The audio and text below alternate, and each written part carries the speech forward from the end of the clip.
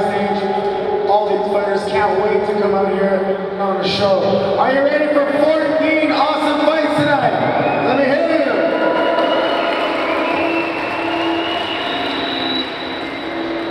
I'd like to thank Meal Prep Ottawa. Fresh, healthy food for you. Take a look. They're helping us support our fight show tonight. I'd love for you to also support them. So give them a follow on social media. And next time you're looking for an order, please choose them. I'd like to thank Prodigy Athletics, Take Your Win, and J&N Real Estate. Once again, thank you so much for supporting our fight show tonight. And I ask the fans that we support them back.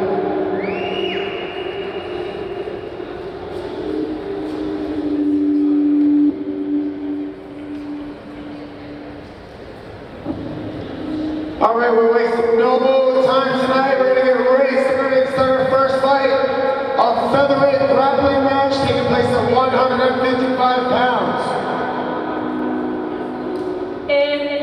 Our first fighter, walking up to the blue corner. This fighter represents Click MMA. Let's make some noise for Anthony Dorman.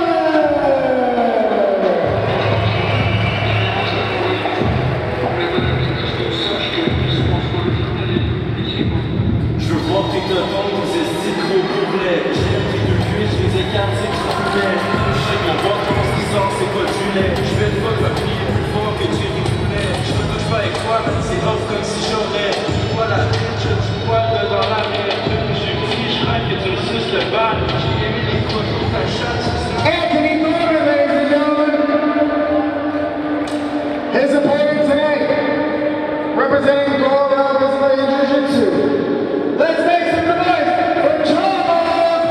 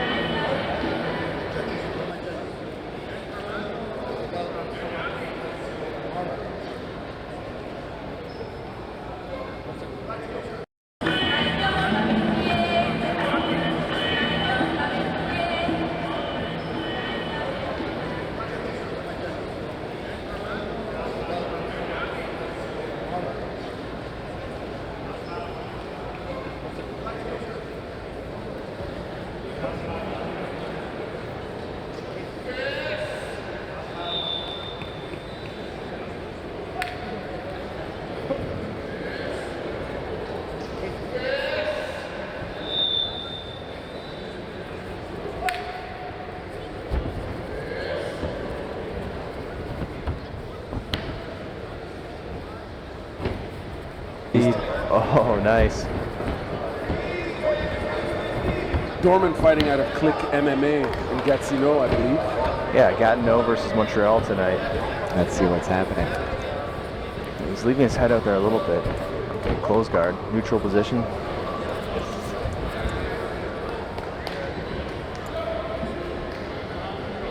Looks like he's got his wrist. I can't really tell. He's looking for the shoulder crunch there. Try and maybe expose the Choi bar. He can get that leg over the top, but we'll see where he wants to go from here. Oh. Easy exit.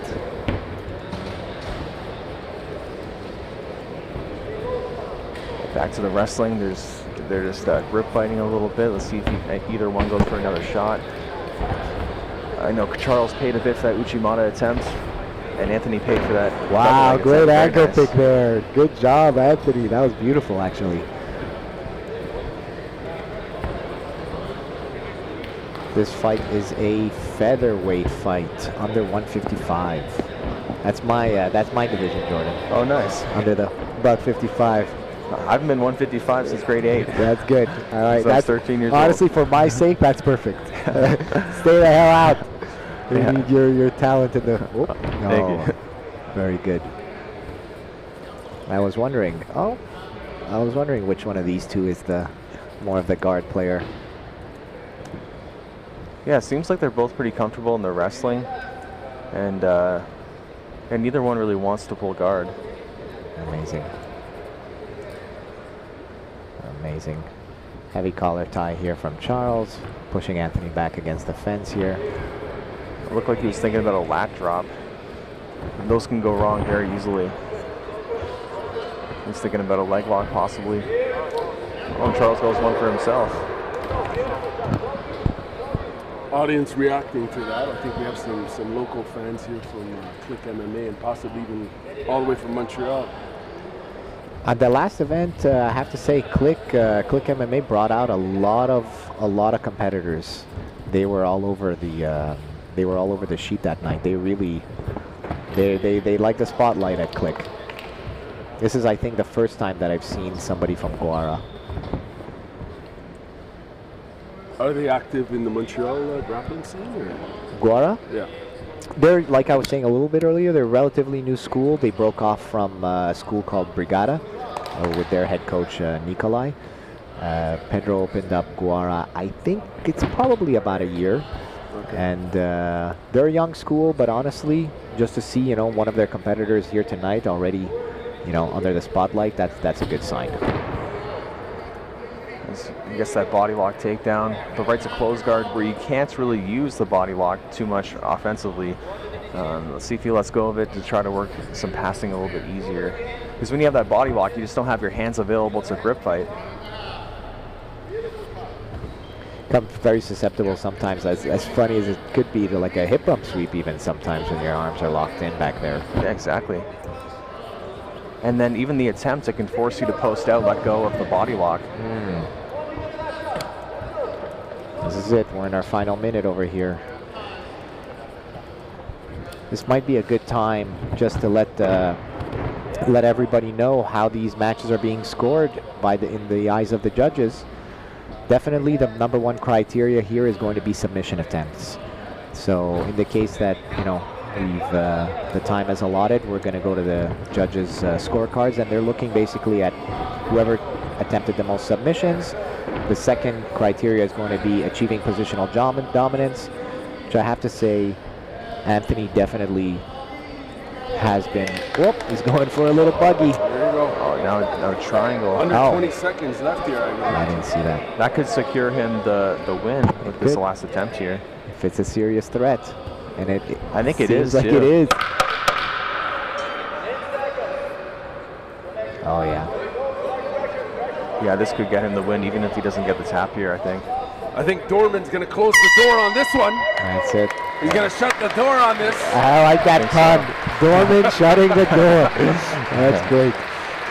So very cool. Again, submissions, number one criteria. Positional dominance will be number two. And the third criteria is engaging in attacks and demonstrating activity. So based on that, Jordan, what are you thinking?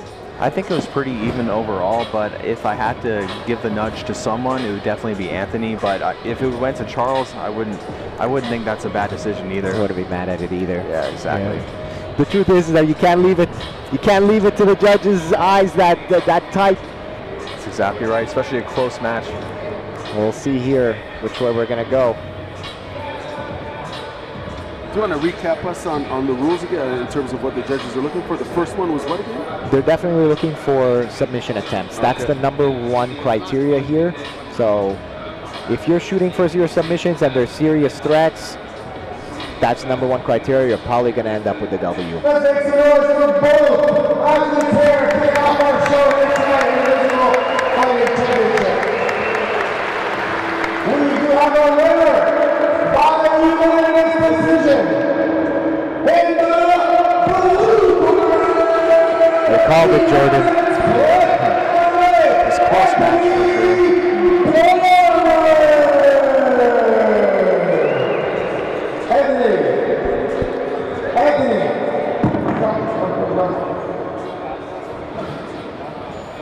Let's hear a little bit from Anthony.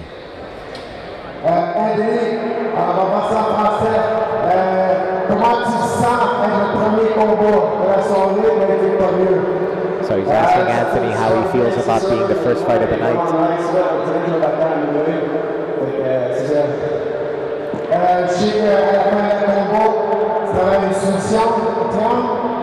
J'ai essayé, j'ai vu un petit peu de mes jambes encore dans des langues, c'est ça, il n'y a pas eu ça de mais on 75, 5 de bas. Il va dire qu'il va avoir une réponse ici. Félicitations, Anthony.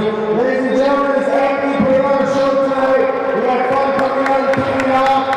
Wanted to try to go at the end, but we ran out of time. Anthony, merci beaucoup. Yeah, quick recap there. He thought it was pretty cool to be in an MMA cage. He felt like he was in it, and he also said, he asked him about that submission attempt late in the match there. He said, hey, I just saw the opportunity, threw the legs up, and couldn't finish it, but and then he said, yep, that's about it. Yeah, I mean, Charles did have that guillotine attempt in the beginning, but I think that a lot of times... High elbow. Yeah, exactly, and it was close, but a lot of times if you end with a submission, that leaves a lasting impression. You know, it's the end of the round, and that's kind of what you remember. So they both had really close submission attempts. It was pretty even. I would say there's no actual real winner or loser. Yeah, that's actually a great point. Like pretty even positionally and two solid submission attempts. We'll take it, and we're one down. We're one down. Invincible event here at the Steve Eiserman Center in Ottawa. Don't forget, take these restrooms all back by the door. All the signs will show you. Also, we are looking for beverages and liquor beverages. We go upstairs around the corner. Also, there's alcohol for sale as well as food. Are we ready for our next fight?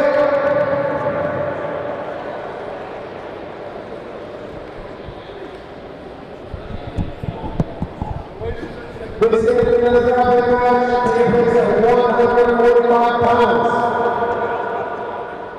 Our first fighter, walking up to the blue corner. They represent A1 Top Boxing Academy. Let's make some noise for Diego!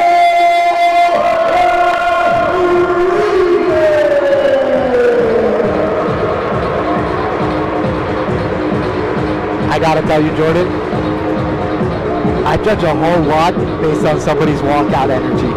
Yeah. I don't know what it is, but I really like how Diego is stepping up into this cage. Like, it's always interesting listening to what people pick for their songs. Sometimes people pick super death metal, stuff like that. Other people are like, yeah, more like kind of this. Yeah. Yeah, different vibe for sure.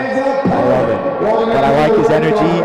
Like, he's making me feel like he belongs. Yeah, that's true. I love it.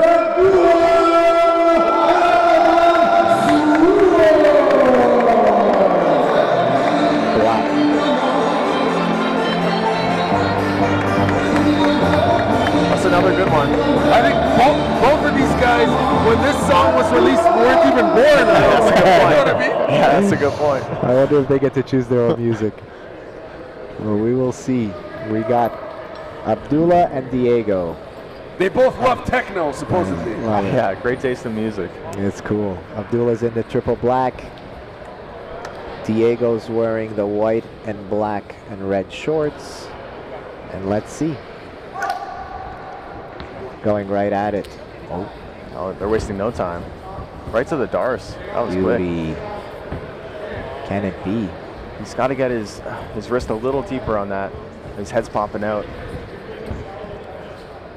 Oh, wow. Little Attempting mini inside trip. Uchimata.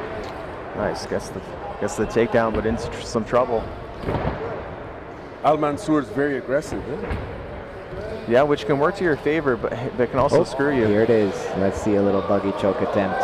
Smart. He's been here before. He knows exactly what's up. Abdullah knows it. Oh, He's in some trouble again here. yeah. I think I got a little overzealous there and lost position. Got a little too excited. That's the problem sometimes when you come out too hot. You lose position if you get a little too excited and kind of overdo it. I can relate to that. Yeah. Oh, right into the triangle. Might be the armbar here. I have to say Abdullah is very submission oriented. Yeah, very aggressive in a good way. But then Diego always has those buggy chokes up his sleeve. Nobody wants to get tapped by a buggy choke. Nobody, Jordan, nobody wants to get tapped by a buggy choke. Out of all the chokes possible. What is it about that kills us inside, getting tapped to that? I don't know. There is something about it. I think it's because you're in quote unquote a dominant position. Yeah. And then to get choked out like that is just the worst. Oh, into look at this. Kesagatan. Kesa, he might get the arm bar here. Oh, that would have been really nice to see, because you don't see those very often, especially in the lower weight classes. That would have been really cool. Let's see. Oh, going cartwheel pass.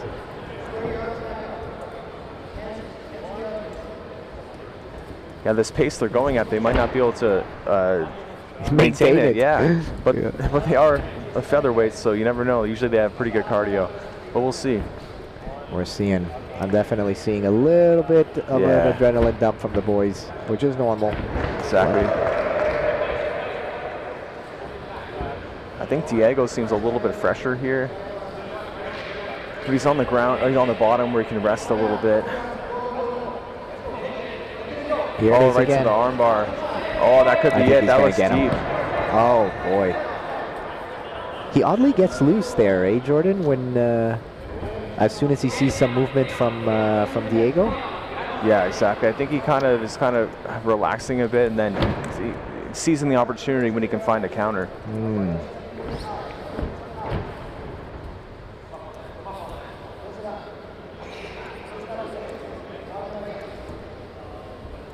This is Ottawa versus Ottawa, right? We've got Mansour from Eastside Jiu-Jitsu versus Diego Rodriguez from N1 Thai. Yeah, with PJ St. Marie, two very good gyms. And it's been a pretty exciting match so far. They're definitely going for it. Right inside Darcy. Okay, he's sinking it in. Let's see if he can get his wrist right up where it's got to be. He's got to raise his elbow, which repositions his wrist. I think this could be it, especially because Abdullah seems a little tired. It's going to be hard to fight out of this. Oh wow. You know, Jordan, there's a theme here going on here where the younger guys, sometimes they don't know what they got. Exactly. I think that's happened in both matches where they've kind of given up on submissions a little too quickly, in my opinion.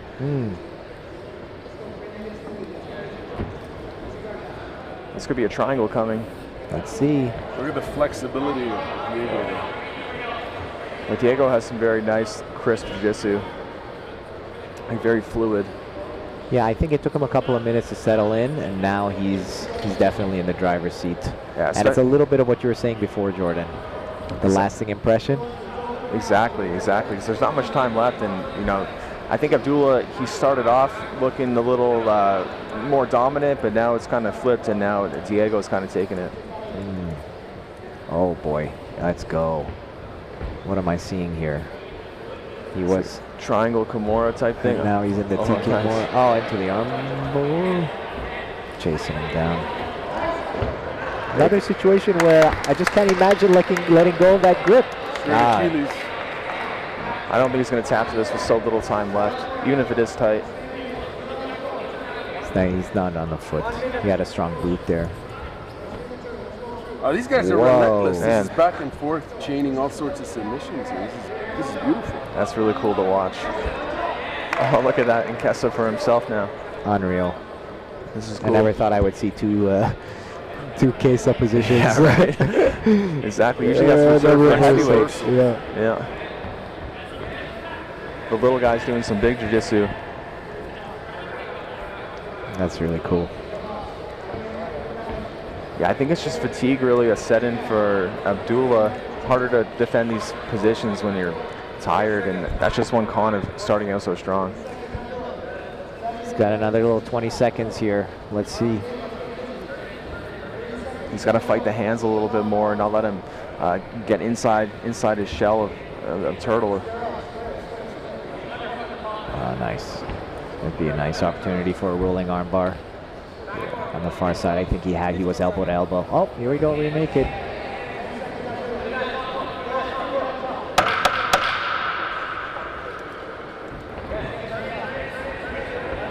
It gets so slippery with those arm bars, sometimes they can just slide right out. Oh, nice work from both. That's the game. Very exciting match. Yeah, that was really nice. Fun. That was fun. I liked it. Let's get That round was 2. fun. Good job. I don't know about like judging this particular match here. You know, that's pretty tight. I think. Who do you guys think took it? I'm strong. I got strong opinions. I think me and Jordan are going to end up in the same boat here. Yeah. I think Diego? Diego, yeah, absolutely. Yeah. You know? I think if Abdullah could have held that pace the entire time and that aggression, then he would have. He would be more likely to get the win. But I think he faded a bit too much. Yeah, faded towards the end, and Yeah. Diego just maintained and was heavy on the submissions. Exactly. It's chaining submission after submission, looking so fluid. It's good. Great experience for both guys. You can tell that this is. I'm not sure, but I mean, I'm gonna assume that there haven't been so many shows like this. Great experience. As coaches, what advice would you give to Abdullah Al Mansour, in terms of moving forward? Yeah. What's the takeaway for? Oh, is there a promotion happening promoted? here? Oh, no way. From white to blue. I wouldn't have thought he was a white belt. I would have never thought that. Very cool. Congratulations, Diego.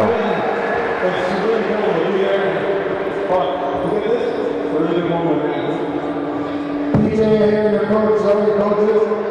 Awesome. That was a back and forth contest. There was a lot of rolling. We saw some very nice escapes on your part. And I know at the end there you finished off with the back.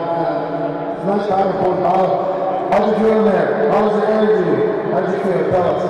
Well, definitely the environment got to it, but somewhere Hey, Diego, mouthpiece out. we went at it before my first tournament. We had a really good match, and then with the victory, but he really played a good match today, to be honest. Awesome. Taking it back, bro. What's next for you? Keep competing, anybody that wants to go against me, I'll take it. And, I'm just trying to do the best I can and represent myself and my team, obviously, at no time. That was a fun jiu-jitsu match for all of us to watch. Let's get a nice applause here for Diego! Very cool. Congratulations, Diego. Congratulations on earning your blue belt and on a successful performance. Yeah, not a bad night for Diego. Jordan, this little situation reminded me of one of the videos that I saw on your channel. Oh, the Guess My Belt challenge? Yeah, the Guess My Belt challenge, dude. Yeah. I could see it on you. For all of you listeners, you guys should definitely check that out. Man. That was a very difficult thing that you had to do, dude. And it's like hard. you don't know which way to go with some people. Listen, I'm gonna be really honest, okay? I get it. Diego just got his blue belt, awesome. But I would have never thought that he was a white belt. So No. I honestly would have said, maybe he's on his way. Like, I would have thought he was a blue belt. I was going to give it stripes, maybe one, because of his, you could tell, like, he was letting go of things early. But I would have never guessed he's a white belt. I can only imagine when you have. Future's bright for him, for sure. I mean, if someone said he was a purple belt, I would have been like, no way. It's just so hard to tell sometimes. It is, dude. And you had like these small moments with them. Yeah. That's tough, man. All right, let's see what's next. We've got some MMA action.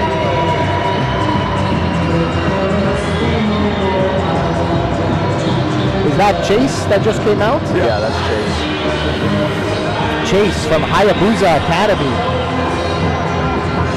We're getting into our MMA rounds. For the listeners, we were mentioning that if it's tonight we're gonna have some grappling matches, we're gonna have some MMA matches, and we're gonna have some pancration matches. Exactly. I'm excited. I like pancration, I like grappling, but I really like watching MMA. I like seeing guys go at it. I'm excited for this one. Yeah, so now we just had Chase walk out here, and one of the ways, don't ask me why, Walking into the red corner. This fighter represents Elite Martial Arts. Let's make some noise for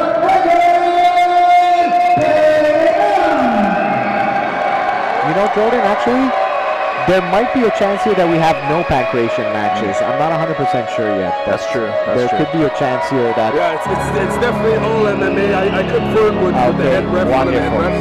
It's all MMA. Okay. Wonderful. The main event, they might wear a rash guard, but it'll definitely be MMA rules. Yeah, that's perfect. Okay, super cool. I mean, very similar sports. If you had to ask me, I would say MMA has a better rule set. For sure. That's just my opinion. For sure. Ayman Kayem from Nikta, rocking the Prodigy rash guard. Love it. Prodigy is one of the official sponsors here of the Invincible event.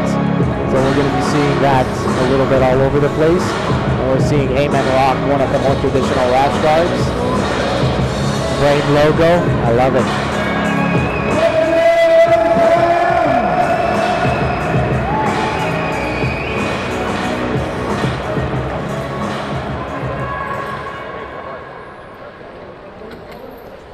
All right, let's see who's doing. Ayman in the red, Chase in the blue.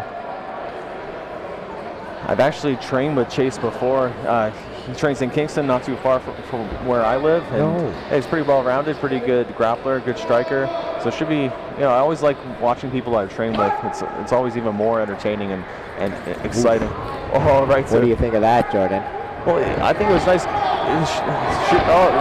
Inside trip, outside trip, sorry. He's basically doing anything he can to get to the ground. He threw a couple strikes to set up the takedown, and then he was thinking, I want to get this to the ground now. And he made it happen. Strategy revealed. Exactly. Chase didn't want to stay standing too long. I think he is a bit more of a grappler than a striker. And Ayman looks like he would just throw some bombs on standing. So I don't blame Chase for taking him down. Smart tactical move. Exactly. Let's see where he goes from here. Passing the guard. Yeah. He has a nice opportunistic guard pass, nice back step.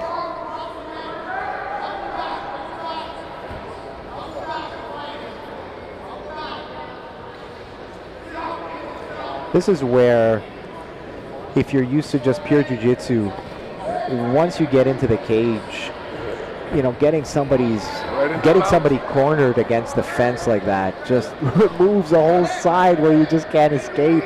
Exactly. It really changes everything when you can't, shrimp to your left. You can't move any little bit to your left because the cage is in the way. It makes it tough to get out. Tough to get out, and on top of that, the guy can start throwing elbows.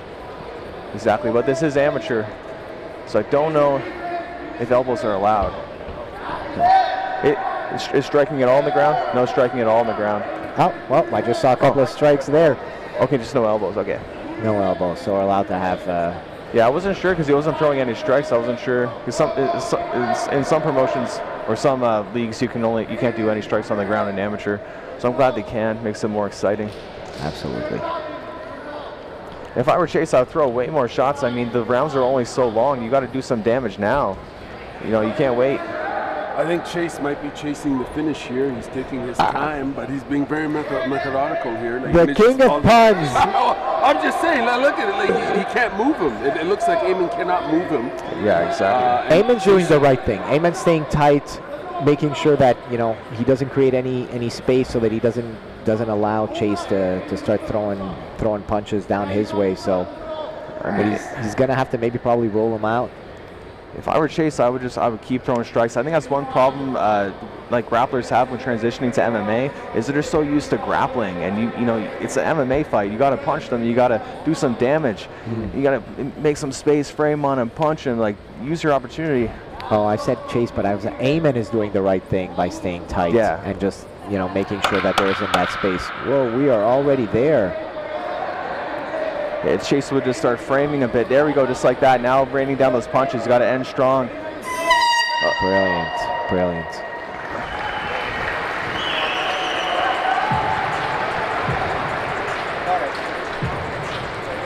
So we have 3-minute rounds for amateur.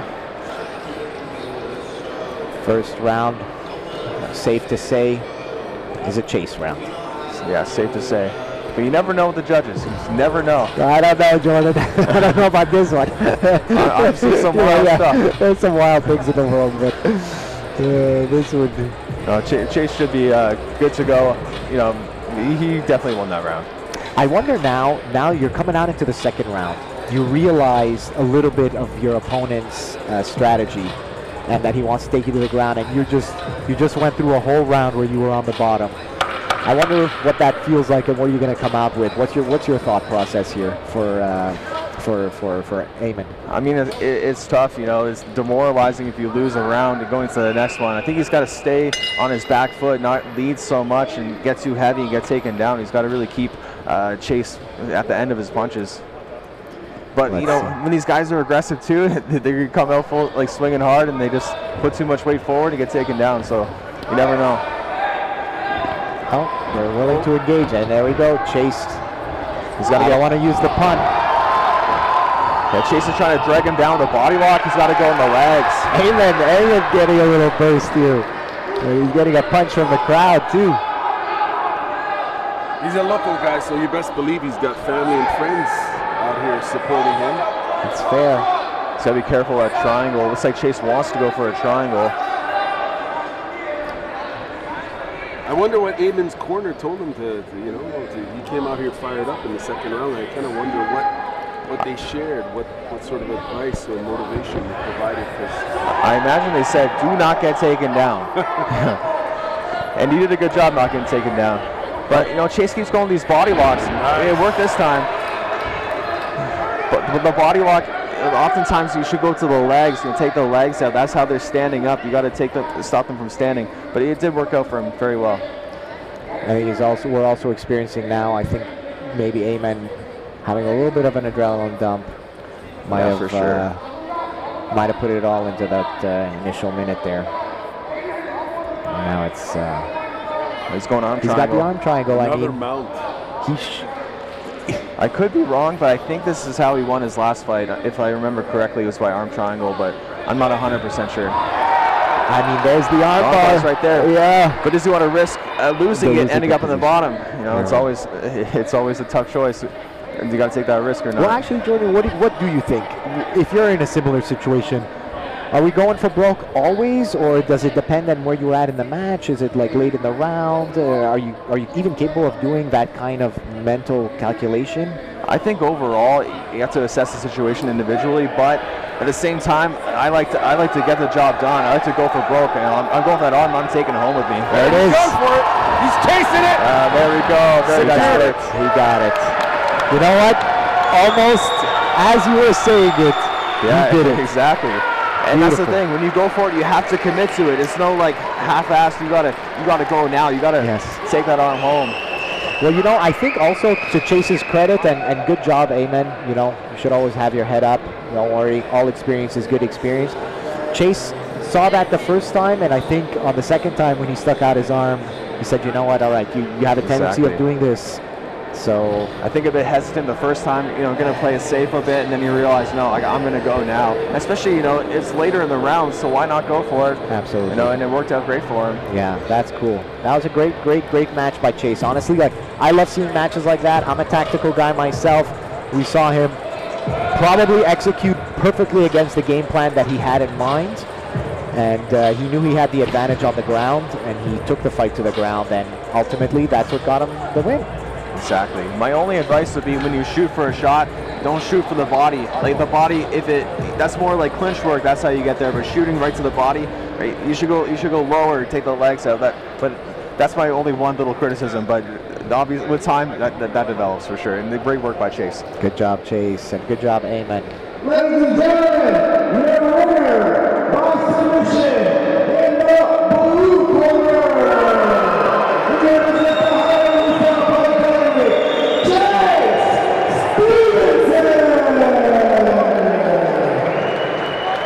You know, Amen was part of the last Invincible as well. And I love that he keeps coming out. Yeah. Reps. That was a good fight by him. Reps, reps, reps. All that matters is reps, Amen. I'm here with Chase. Chase, that was an awesome fight. First MMA fight of the night. I saw you there, you had the mount. Laying the punches down, I'm waiting for him to shout and scooped up the arm and it was quick. Tell us about that. Yeah, man, I knew I'd have the grappling advantage this fight. I was working so hard on wrestling, on jiu-jitsu. I was confident on the feet, but I wanted to sound on the ground for a fight. That's the next thing about jiu-jitsu, right? You can control the fight, go up and down, and we're going to be wrestling. You look awesome on the ground. What's next for you, Chase? Man, I'm taking if they're making a belt, I want it. That's my fucking belt. Shout out to White Boys for Hands, you boys for that. Shout out Legacies and Academy, best gym in Canada. They support me for everything. I love you guys. I love my family next door to me. Lose and all that. I love you all. Keep on working hard, takes to the top tonight. Awesome. The inner hair is putting all the 165 pounds on notice. 2 in a row. Good job, Chase. Let's see you next time. Good job, Chase. Shouting out the crew and the family and actually saying, hey, if there's going to be a belt at this promotion, at Invincible, he wants it. Yeah, that's the right attitude too. You just came off a win, and he's come off a couple wins now, and you know it's time for him to fight for a title, I think. That's cool. That's cool. One thing's for sure, if Invincible does have a belt, it's going to be beautiful. Tree loves to create beautiful medals and beautiful. He loves to create beautiful. I mean, the setup here is stunning. I mean, Absolutely. It's beautiful. The lighting, everything. They just got this brand new LCD screen. It's magnificent. Our first fighter, walking up to the blue corner. This fighter represents Toronto MMA. Let's make some noise for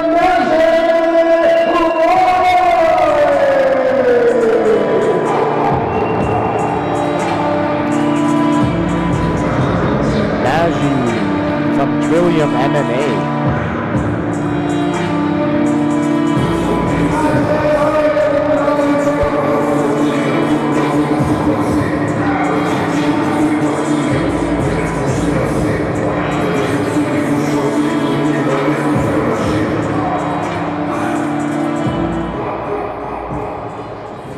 And looking up to the red corner, representing Angry Monkey MMA.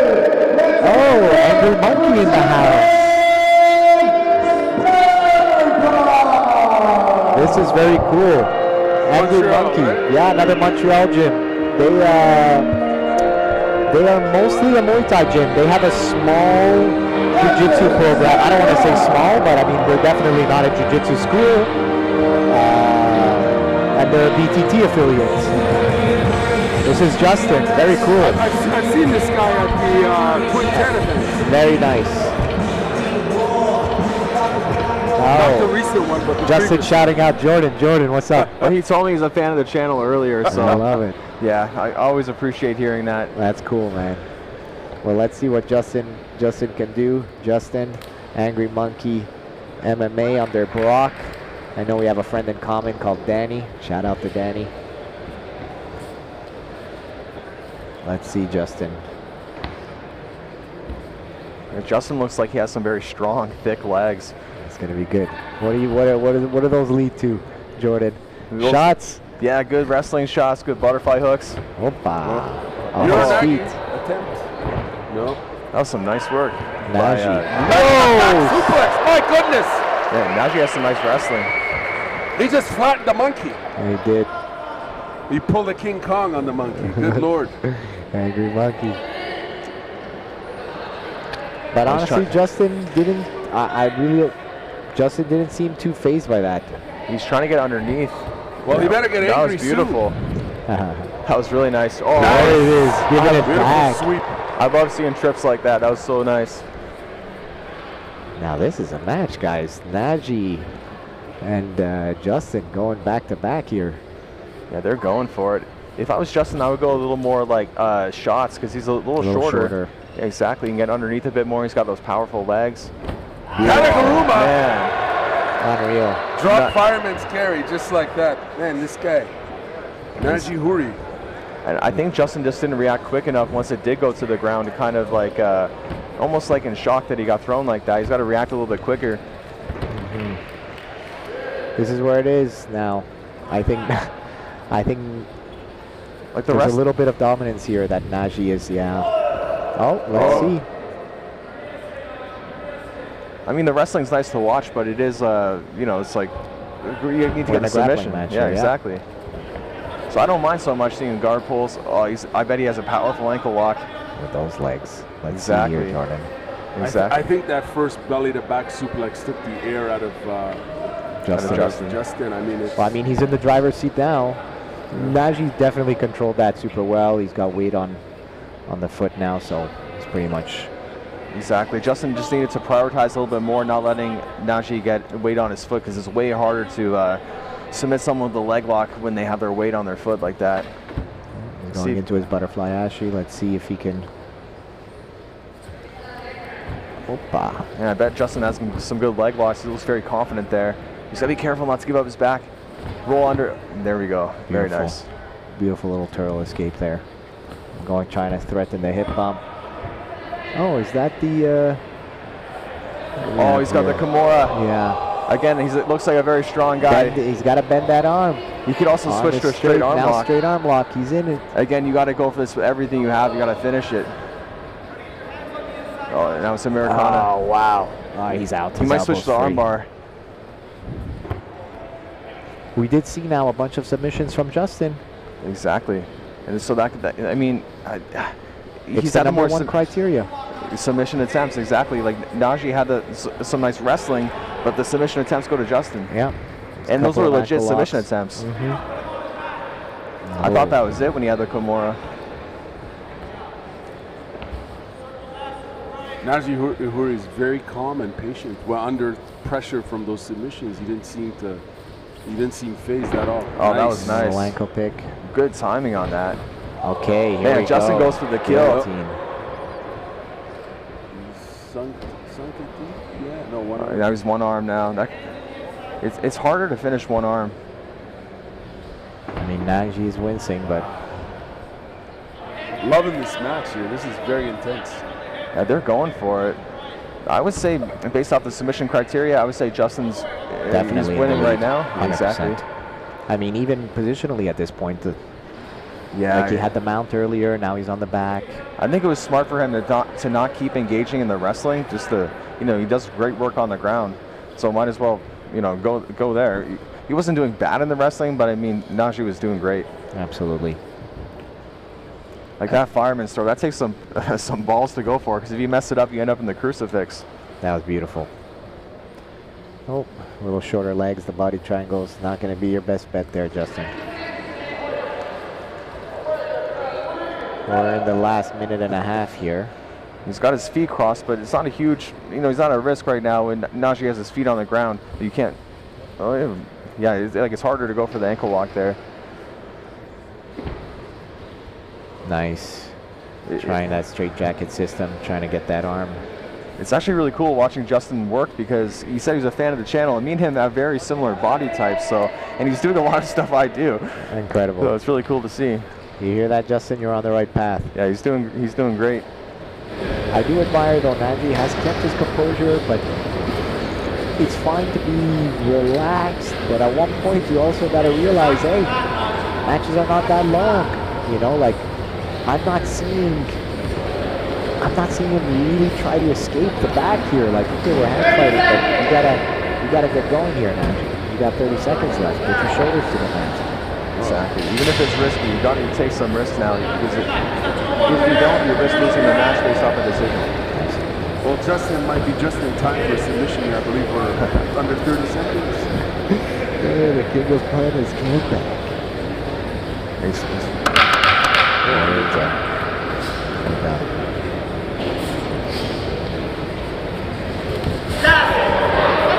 Too little, too late. What a match. That was a great match. That was beautiful. By both of them, that was some nice grappling. That was beautiful to watch. Great sportsmanship. Jiu-Jitsu gets a bad reputation. Sometimes it's boring. Sometimes it is boring, but like we've had some really good matches so far. Some really exciting matches. How is Some people say that. I don't say that. I mean, I can hear that. Sometimes, if you have to watch. it could be in any scenario. I guess we're biased with Well, it's also because they're going for it, right? Like they're not just doing power ties on each other. Yeah, they're not too scared to go. every match, especially the graphic. The red corner, Justin Steinkopf. Very fun matches to watch. Very cool. They look like both. Yeah, but I have to say, great match by Justin. Very cool to watch. Also kind of cool that he's a fan of the channel. That is cool. Like I said, similar body types, so like you're watching, like taking from my style is like a really smart thing to do.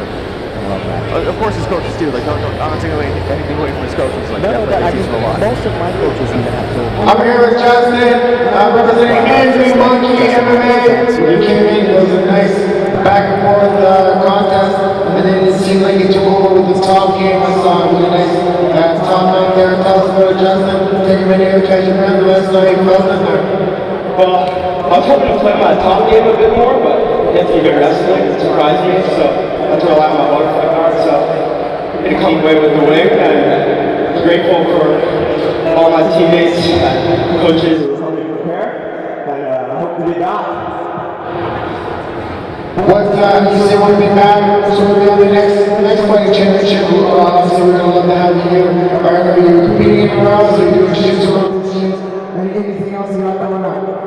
I actually took this fight on short notice. I completed it in town last weekend. I'm pretty active on the jiu-jitsu scene, and we're picking that up. Is there somewhere people can follow you on socials? Just Justin Starklar on Instagram. Hey, ladies and gentlemen, let's make some noise here for Justin putting an awesome Congratulations, Justin. And as you were saying earlier, Jordan, Yeah, I that think was beautiful. He turned in a second, but could have been for that. Oh, it's illegal? No, Oh, suplex, shit, eh? not even in MMA. You're Oh, okay. Yeah. So what do we No, you are, man. You are. That was great work. That was Good job, beautiful. Justin. In the air, he turned. In the air, he turned. So we're getting a referee's feedback here. There could have been a DQ for the suplex, but apparently in the air, the fact that he turned a little bit saved him. Our next fighter, this fighter is representing MMA. This will be an MMA fight. Featherweight division. Let's make some noise for Maxis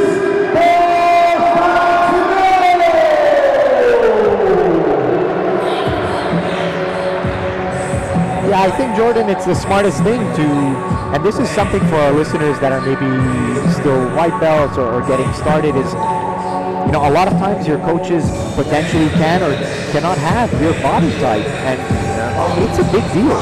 Exactly. I think finding someone, you know, that matches your body type and learning from them is really good as an addition to your coaches. You know, the coaches know how to help you for sure, but I think learning from absolutely everyone you can, especially those that are similar to you, is like, it's such a great idea. I know that's what I did a lot. Like I just researched, I was non-stop doing my homework, just watching YouTube video after YouTube video, instructional after instructional, and trying to focus on guys that are kind of similar style to me or similar body type to me. You know, like Marcelo Garcia, like my idol. Yeah, For sure, your idol.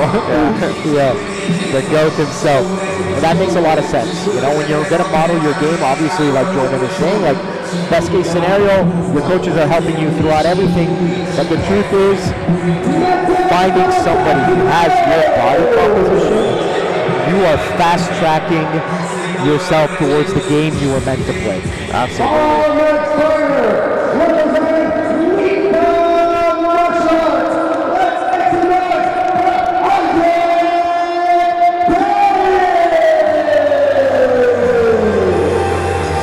Mantis already in the ring in the white and green, and Isaac coming out from Nikta. Oh, feeling the vibe. It's not John Cena. It's not John Cena. I love it. But he's using John Cena's music, so. Oh yeah.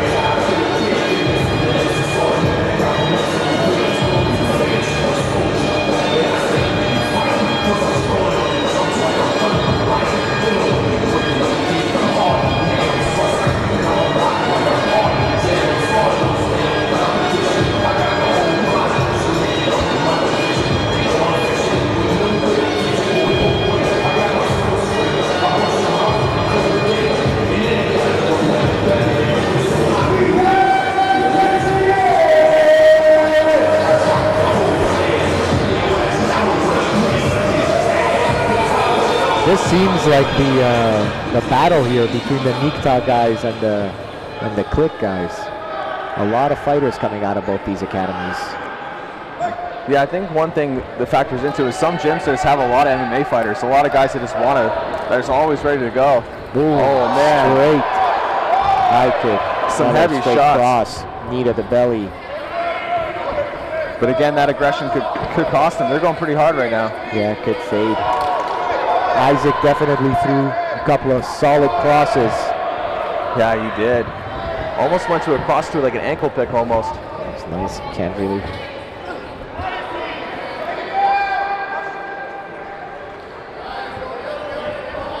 Well, could be on his back here. Yeah, staying on top. Smart move. Double hooks. Again, the cage in the way. Oh, man. Turned the wrong way. Exactly. This could be it. He's got to fight the hands. You got to use your hands against their hands. You got the body lock? You got two hands, you got to fight them. Yeah, is that it? It's You're over. right, dude. Wow. Jordan. You called it. A lot there.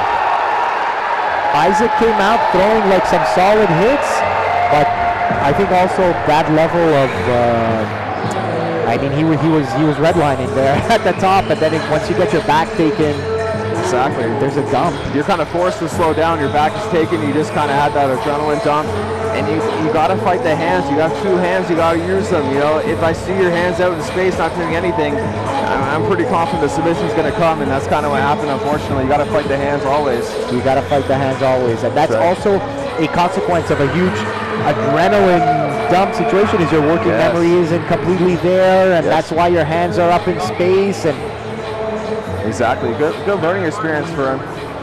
Because you don't want to learn that lesson, you know, in the pro leagues where, you know, that's when your record really matters. absolutely, you know, and then still, even though that was a short match, like I think he's gonna have some highlight moments there where he's gonna be super proud of himself. The exchange on the feet was nice.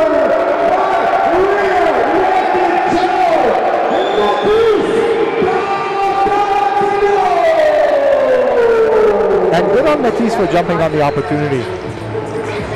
Yeah, he didn't waste any time. He had the back, and, you know, again, you just commit to it. Like, I'm going to get the submission now. I'm not going to take no for an answer. Yeah, and he also get caught up in the action of the match where he was like, no, I'm in a great spot. I'm going to hunt for this submission. Oh, he just got promoted. Another promotion. What did he get? Blue belt. It's a blue belt night. It was a pretty impressive white belt and pretty impressive blue belt now.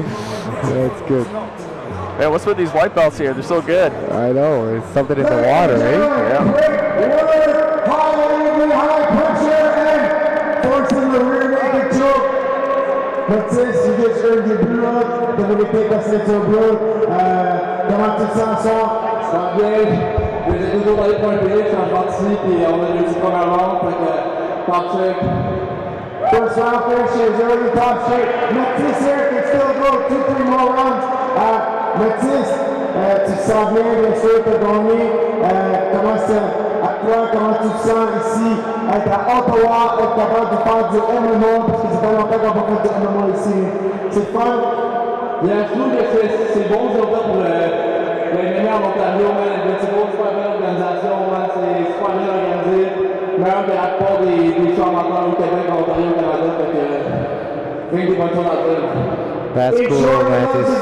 He loves the crowd. He loves that Invincible Fighting Championship is hosting MMA because we've missed it so much. What's next for you, Matisse? Get back in here and do the same shit again. There we go. Let's make some noise for Matisse. Good job, Matisse. Shouting out the venue. Very cool. Good job, Matisse.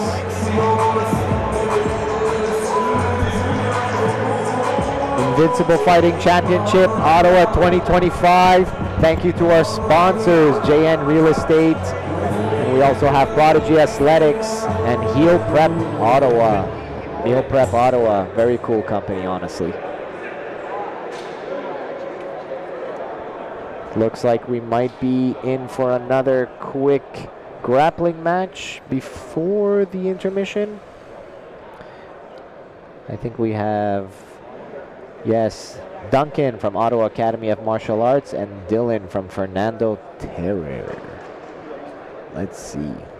The matchmaking tonight has been very, very good. Like the matches, you know, every match is basically both athletes, both competitors are at that level. You know what I mean? There's no dichotomy between level of skill and capability, which I love to see. As as fans of these sports, you love to see that. I agree, 100%. The last thing you want to see, is someone less skilled than someone else, and it's just like an easy win for them. You know, it's kind of boring. Like obvious they're gonna win. And matchmaking. Absolutely. Things are too one-sided. It's just not. It's not fair. It's not fun. Which they do a lot in the pro leagues. Like there's a lot of pro leagues, so they know that this guy's gonna run through the other guy, but they want a highlight reel for him. You know, it's not the way it should be.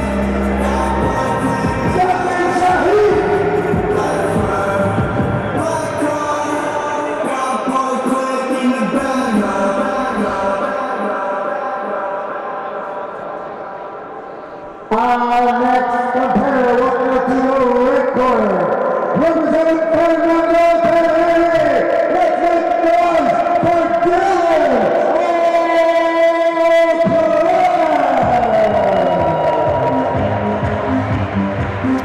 Man, these guys are always sitting out some high-quality grapplers. Yeah, both good gyms.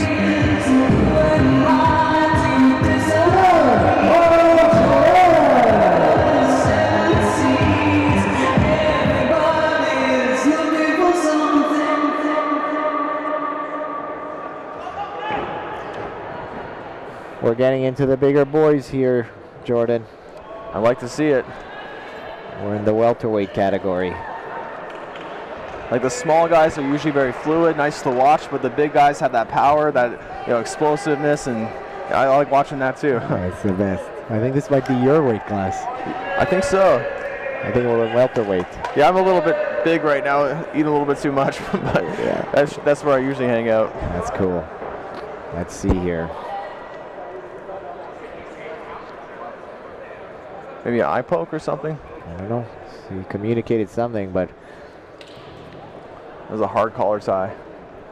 Dylan needs to be a little more careful with it. Oh, well, let's see. Let's see how he responds to this. He can slam him. Well, I mean, that kind of seemed like a slam, kind of. No. Duncan just dunked Dylan. Good Lord. Dylan's dealing with some submissions out here. Potentially going for the Senkaku Jibe. The triangle choke. Yeah, this could be it. Especially if he starts attacking the arm too. Yeah. Like kind of dual threats. I'm not sure he has his head in the right spot, but we'll see. There's a bit of a gap in the triangle. There's a bit of a gap there.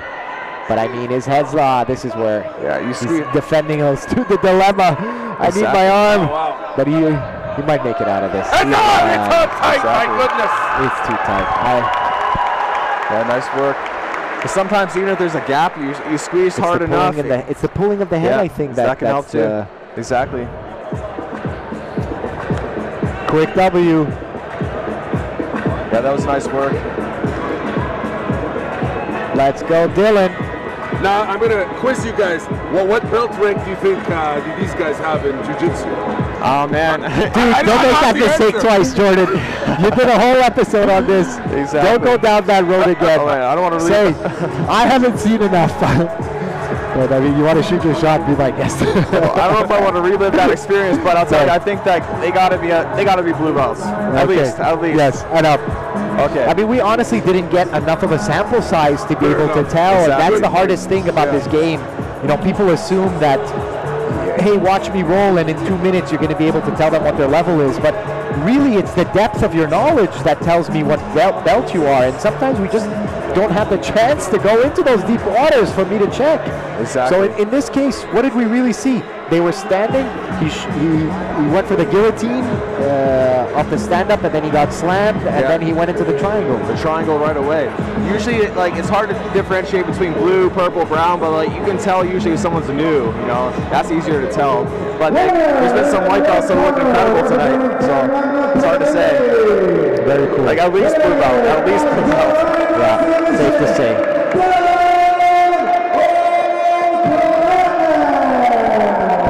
It was a good match. Good mindset from Dylan. He knows what he was looking for.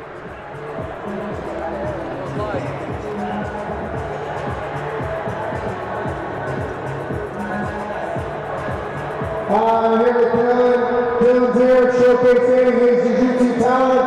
I'm going to be great friend with you, bro. You just met in my favorite submission. I love the triangle. Is that something you game plan for, or did you just fall right into it? No, honestly, the game plan was to get the arm drag, take his back, rear naked, and I figured go to the ground, I have my arm bars, I have my triangles, I have a good guard, and that's what happened. It's jiu-jitsu, you take what you get, right? And I'm sure the next time when you show them back, you're going to get it. Where do you train? Fight Factory, 613. Here you go, good job. Good job to the guys at Fight Factory. Peter, and a bunch of other guys. What's next for you? Next for me will be the Dream card next month, and after that, get into Muay Thai eventually, and my main gauge has always been the goal. That's amazing. You're going to perform at Dream, that's June 28th, and you don't want to come out for our super fight. Train hard. We can't wait to see you on the next show. You do awesome tonight, Dylan. Good job, Dylan. And shouting out the next Dream events. The Dream events and the Invincible events are sister events. We have the Invincible events here in Ottawa. We have the Dream events in Montreal, all under the same promotion. Very cool. So earlier today, I was speaking to Abby Jordan, and he says that Ontario's jiu-jitsu scene is more developed than Quebec's. I would say, and I was shocked to hear that. Well, what are your thoughts on that? I mean, I would say so, but like, I don't know, there's some really good guys in Montreal, but I think that most of the guys are in Montreal. Like, I think Ontario a little more spread out. You got Ottawa, Toronto, Trenton, where I'm from. No, but yeah, there's some, and even like, you know, Niagara Falls. There's so many good spots. So I think that's kind of more what it is, you know. But lots of good guys in Montreal for sure. Yeah, no, I mean for sure. Not to knock any of the high quality competitors that we have in Montreal. I mean, we have literally the best female competitor in the world, you know, like in Brianna St. Marie. Like, we have some very high level talent in Montreal. It's just the sport as a whole has developed much deeper in Ontario than it has in Quebec.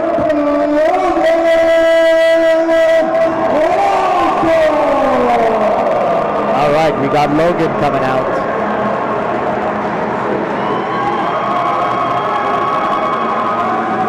Looks like we got another MMA fight with Logan versus Ahmed.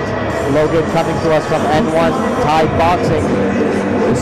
This one in the middleweight division, you know, I like seeing grappling, but I want to see some striking. I want to see them, you know, throw some heavy hands. You want to see some big shots. I want to see it, yeah, especially in this weight class, middleweight division. They got power. I want to see that power. Let's see it.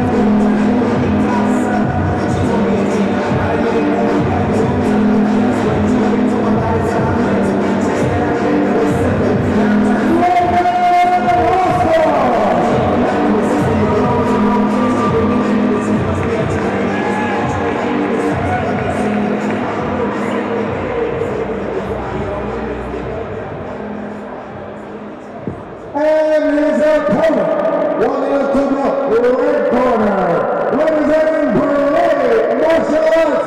Let's have some noise for Ahmed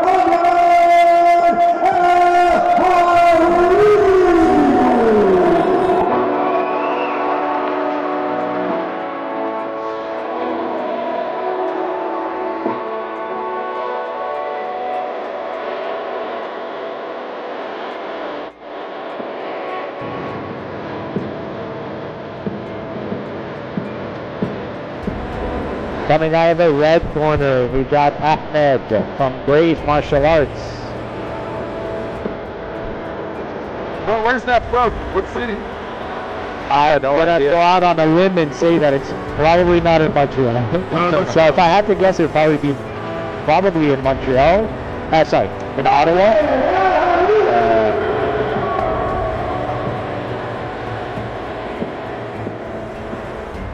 Man, there's so many gyms locally. It's like, and there's so many new ones and everything. It's hard to keep track. Yeah, it's definitely in Ottawa. It's in Ottawa. Okay.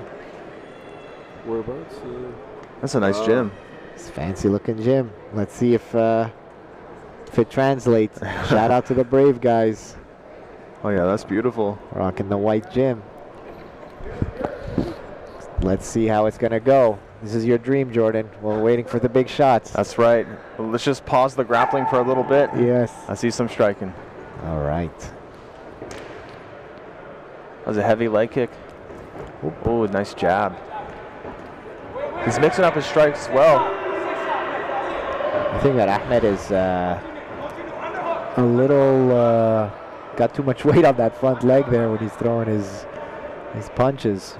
Exactly. He was having so much success, like all those strikes were landing. I think he got just kind of too excited, wanted to go for the grappling. But Yes. if it were me and I was having that success, I would keep going to the well. You know, keep throwing some strikes.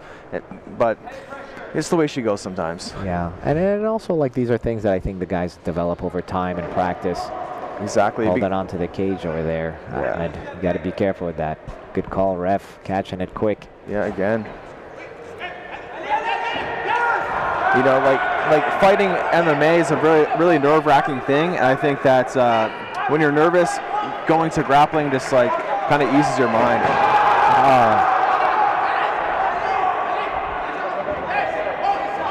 Let's see. Using the cage right. He's got to stop him from getting to his knees, stop him from getting posts up. You got to Logan, take those limbs out. Logan's doing the right thing here, stuffing the head, getting back to his feet. Constantly building Oh, the base. nice cross. See, he's having success. I keep going to the well. That was a good cross. I don't think he needs to grapple.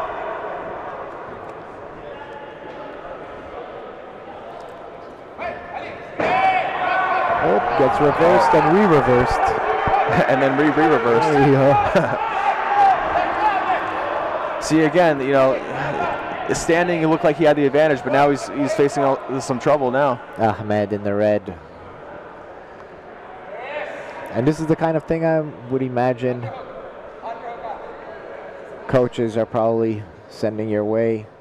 Maybe if we do get into a second round. Exactly, like you're having success with the striking. Grappling is tiring, right? Like, especially when you're a bigger guy. I think it's wiser if you're having that success. Don't tire yourself out with the grappling early. You know, keep striking, keep seeing what you can do. Mm-hmm. And building that experience too. Absolutely. You know, that kind of experience, you can only get it one way. Exactly, and where like grappling kind of, it changes when it's a fight compared to the gym, but it's still grappling. Whereas like striking, the gym compared to a real fight, I mean it changes. It's a lot different. Logan on top over here, throwing down on top half guard. Ahmed doing the right thing. He's got to use that underhook though. He's got to. Yeah, he's got one. Up. Yep. No, coaches repeating some of the same. Exactly, they can see it too. And some unanswered shots. He's got to defend himself. Yeah, Logan's throwing him down. And look how he's framing. He's trying to make some space for some strikes. That's what we didn't see so much earlier from one of the earlier fights. Yes, correct. As soon as somebody's hanging on to you, framing down is just creating that gap so that you can start throwing some punches. Exactly. They want to hold on tight, not make space. You got to do the opposite. Make some space. Punch them. And it's tiring holding on. Oh yeah, especially when somebody is framing against your face. Exactly. And it's scary too, right? So like, you know, make them pay for it. You know, show them that you should be worried, like, cause I'm gonna punch you. You know, Jordan, I have to say, the way you're narrating these things is exactly kind of how my brain. How I talk to myself in some matches. Yeah. You know, it's like, hey, you're going to let me do this, all right, but you're going to have to pay for this. This is not for free. Exactly. Nothing is free in this game. And 100%, especially in MMA, right? Like, you got to make them pay. Like, you got to make the person feel like there's no way they can possibly beat you. Like, well, that is, and I was talking about this on my podcast. It's the White Belt Questions podcast. That's the art of war when it comes to both jiu-jitsu and MMA is, hey, you're not going to get an inch. Exactly. Everything is coming at a cost, so think twice. Exactly. My mentality, you want to win every second of the round, make the person regret thinking they could ever possibly beat you. I love that attitude. And even if it doesn't happen, that's what he's got to aim towards. Wow. The boys are throwing crosses. Yeah. Good job, Logan, taking it to the ground. I think Logan is most comfortable here. I think so. And he's doing the right thing. Ahmed should have heeded some advice there. Big hits by Logan. He's unloading out here. My goodness. I think this could be it. Yeah, that could be it. He's unloaded on him. It's over. It's over. What a finish. Good job, Ahmed. Don't be mad at yourself, bud. You put in your best performance, and next time will be better. Good job, Logan.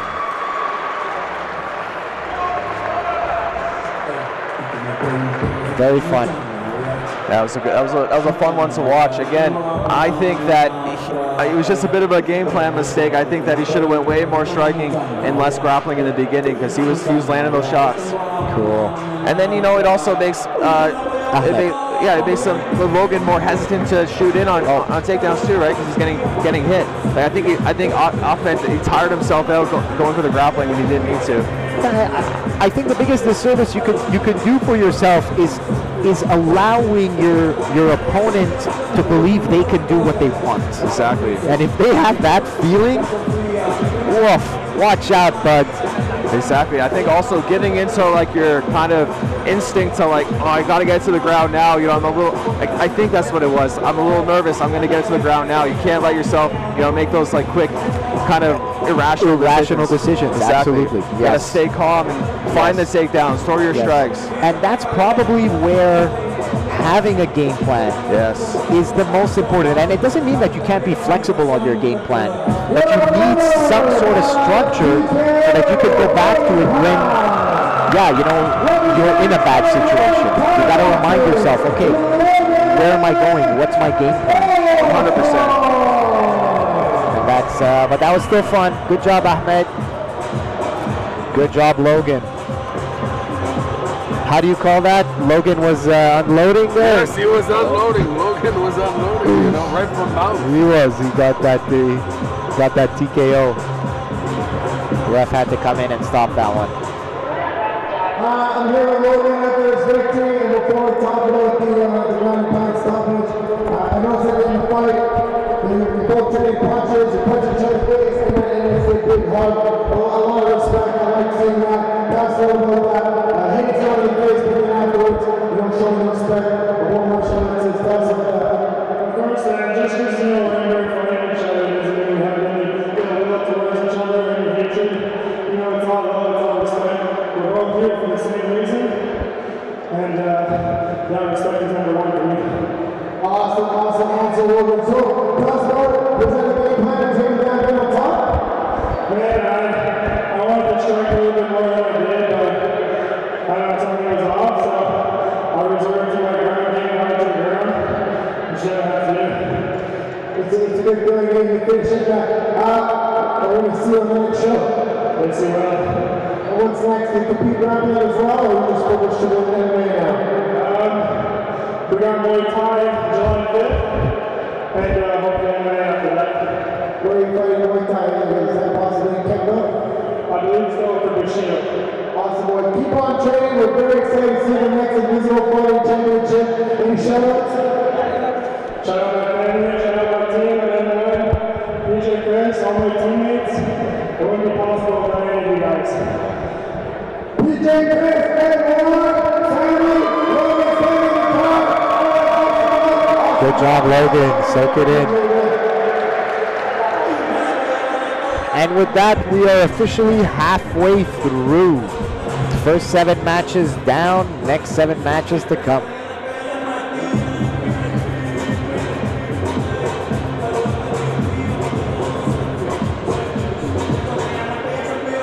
Family, friends, thank you for being here. Please continue enjoying your beverages, your food, networking with one another.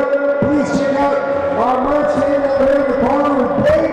We will be taking a 15-minute intermission, and then we'll continue action.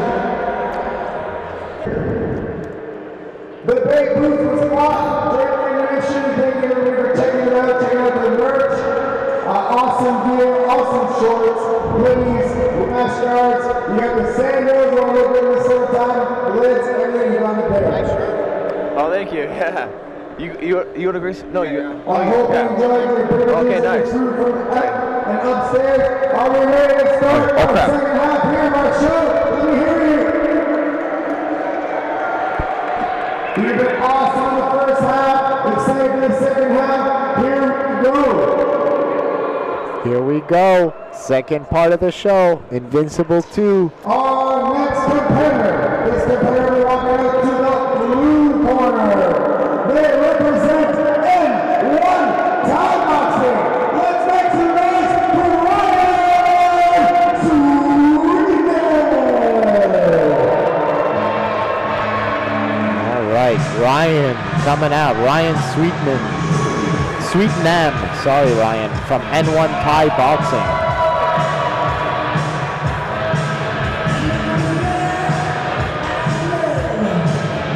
Another grappling match for you, Jordan. Yeah, another some more big boys. 215. The weight class that I have chosen to just not engage with. Yeah, for sure.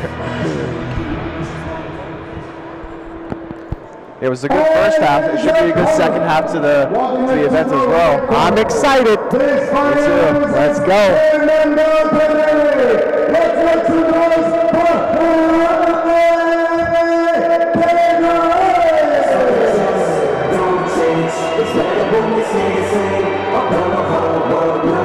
At this weight class, Jordan. Oh, another Prodigy Rash Guard coming out. At this weight class, I just noticed that everything is just so much more solid, even their ankles. Even their ankles, dude. I know, some thick boys. Some thick boys. It's like, what do we do with those things? Look at them. It's just not manageable. 215. Let's see it.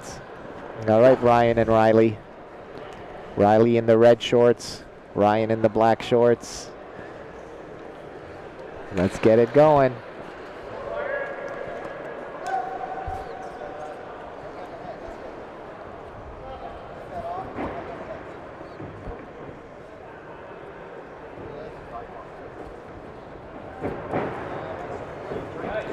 Oh, good job. Good sport. Wow.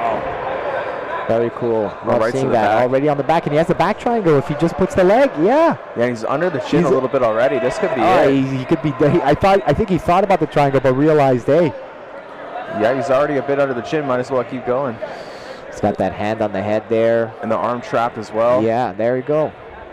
Oh, he let go of the arm. He just has to get his arm a little deeper under the chin. It's like under there a bit, but he's got to slide that sucker underneath even more. You got to slide that sucker, Riley. Yeah, he's grabbing the shoulder. It's really nice. It hides the head. It makes it harder to fight.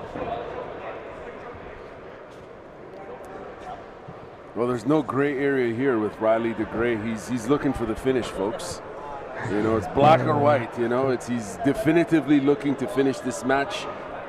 King of puns, coming back at us. He's starting to lose the back a little bit. Starting to get his He's got to chest off the transition back. quicker. There we go. Exactly. Yeah, I mean, you got to choose. You're going to transition, or you're going to work to get your chest centered on his back. It's retention or transition. Exactly. You got to choose, but you can't just hang out. You can't just hang out. You got to be decisive. That's right. Great Looks advice. are so deceiving too. For 215 pounds, Riley really is Yeah. you know, he's very quick, very explosive. Man, exactly. They look like some of the earlier matches, some of those smaller guys. Big time. I love that. Did you ever compete at this weight, Jordan? Not at this weight, but I've competed absolute division. I've faced some big dudes, and yeah, there's some strong guys out there. Have you faced heavyweights in the past? I gotta tell you, no. I mean, I'm 155 pounds, so this is a huge mountain for me. No, I'm skinny. I'm skinny as skinny can be. These legs are very deceiving. There are no calf muscles here. Beautiful. He has a little kind of Dagestani handcuff there. Yeah. Is he going to use it to try to submit, or just just controlling him with it? All right, let's go. He's got his crossface and his underhook. I'm a fan of the working up towards the arm triangle from here. Oh, well, he's trying to get into S-mount potentially. Now he might have another triangle. You just got to be careful he doesn't lose position as he's trying to come up higher, trying to transition to the shoulders. Because if you just kind of force it, and then you lose it, you get bucked off. Exactly. But you don't want to be too patient either and make it kind of, boring and nothing happening either. So it's this balance you got to play, especially, when there's a crowd, when the round is only so long. And then definitely, again, like I know we were talking about Riley and Ryan's size here, but we're getting a kick from the crowd. But at this weight, you know, it's hard to buck somebody off. Very, exactly. And I think he's starting to maybe consider.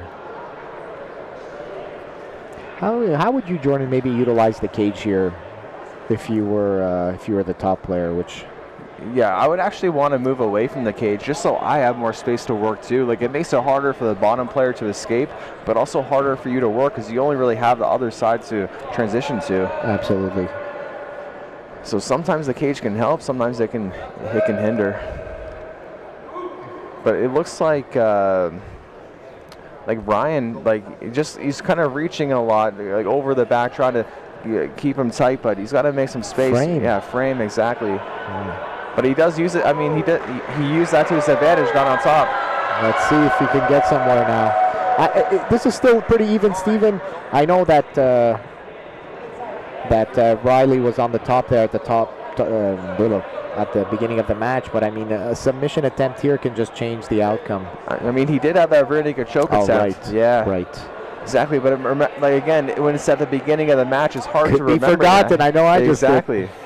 Okay, let's see here. Oh, back to the ground. Oh, very nice. Riley getting back on top. He might use that underhook against him. I think he might be setting up. He's thinking about the Kimura. He was thinking about the Kimura. He's keep controlling the elbow there, making sure that it doesn't get to the ground. See, the underhook is only really a problem if they use it to get onto their side, but if he's staying pinned, you can use it against him. He might.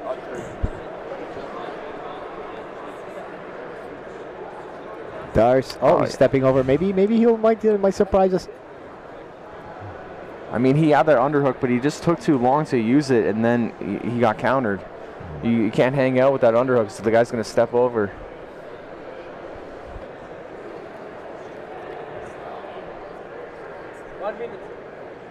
We're in the last minute here of this match. Is that a Nogi Ezekiel, I really like Nogi Ezekiels. A lot of people think they don't work, but they actually, I think they work great. It'd be super cool to see one tonight. Let's see. He's starting to get his arm behind his back. If he would just, if he was a triangle guy, he would have saw that he has his arm there pinned, and there's some risk there. Definitely, you get bucked off, but I mean, he had the position to step over into the mounted triangle, but I think he's there. I mean, it's right there. Yeah, that was a nice match. I think very dominant from Riley. From Riley, yes. But good match from both of them for sure.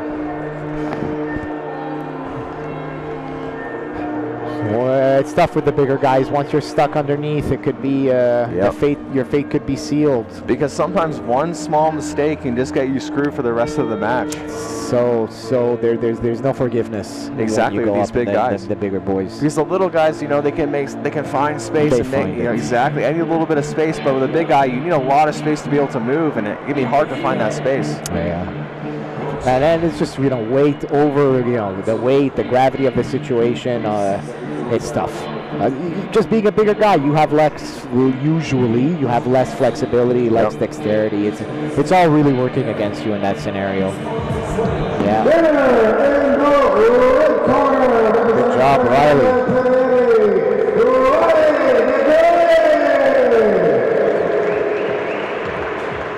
Good job, Riley, rocking the Prodigy rash guards. Shout out to the sponsors, Prodigy, and we got Meal Prep Ottawa. Meal Prep Ottawa, where are they located? 78 Jamie Avenue. Ladies and gentlemen, give Ryan a chance to take another big deep breath and by giving him another applause for his awesome performance. Let's make some noise here for Ryan. Both of his leggings there got destroyed. Was it your plan to stick there in that group? Yeah, I mean, we faced a couple weeks ago, and he's a strong man.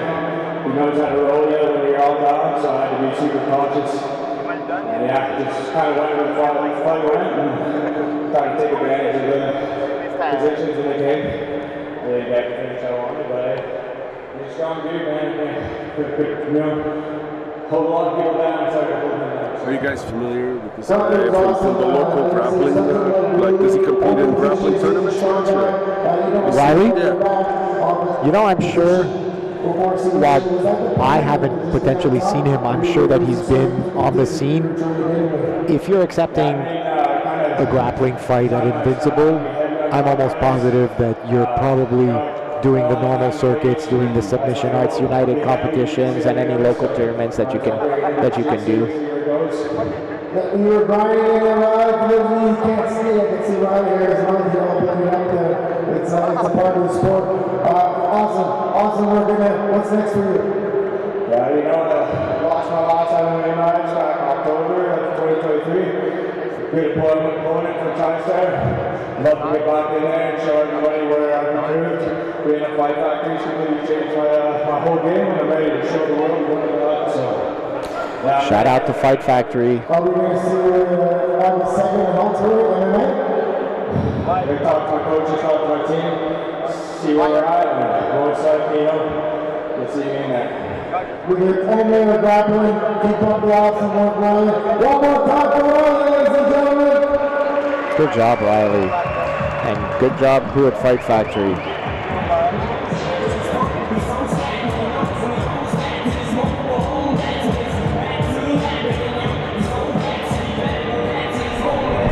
That was a fun one.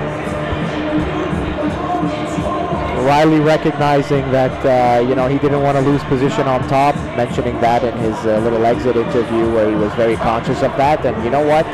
Good for you, Riley. You knew exactly what the cost was of potentially losing the position. Maintained it and got the W. Clean win. Yeah, that was nice work. He mentioned that he doesn't always like to stay heavy on top. It's not his style. And I agree with that. Like, you know, you need to stay heavy at certain times, but like finding those submissions and flowing, I think that's a really fun style to have. But like sometimes you just got to get the job done and, you know, stay heavy. It's going for the sure thing. You know, this is your one match. You know, you go for the sure thing, but being fluid definitely will add another layer to your game of just absolute threats. Exactly. We thank you for your support. Our next fighter, this fighter walking up to the blue corner, representing calisthenics martial arts. Let's make some noise for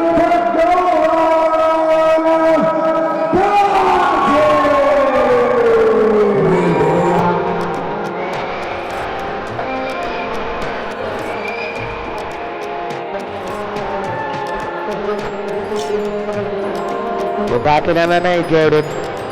I'm excited. This guy's from Cal Stanford, which is only 45 minutes for me, and really good gym, like really good Muay Thai, good jiu-jitsu, always good MMA fighters. Very fun. Let's see what they're doing here at today. Let's see, go ahead.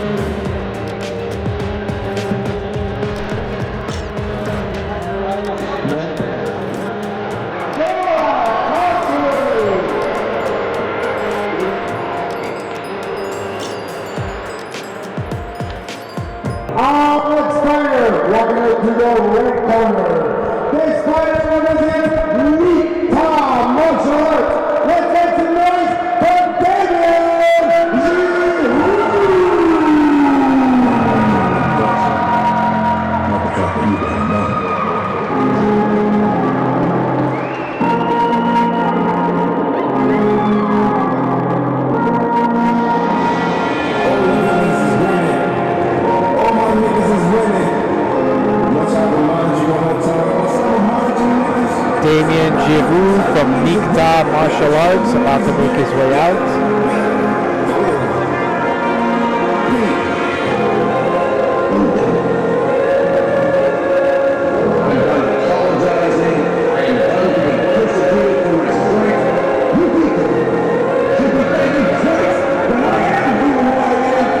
we're all waiting for Damien.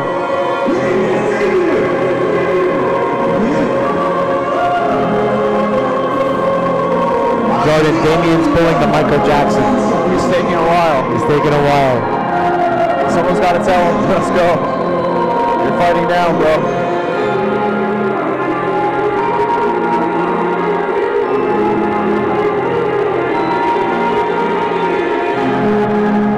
There he goes. We got him. All right, let's go. Let's go.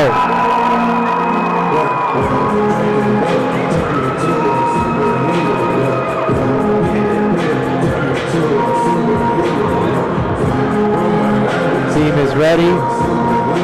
Recognizing some of the faces at Nikta. They had a couple of matches at the last Invincible.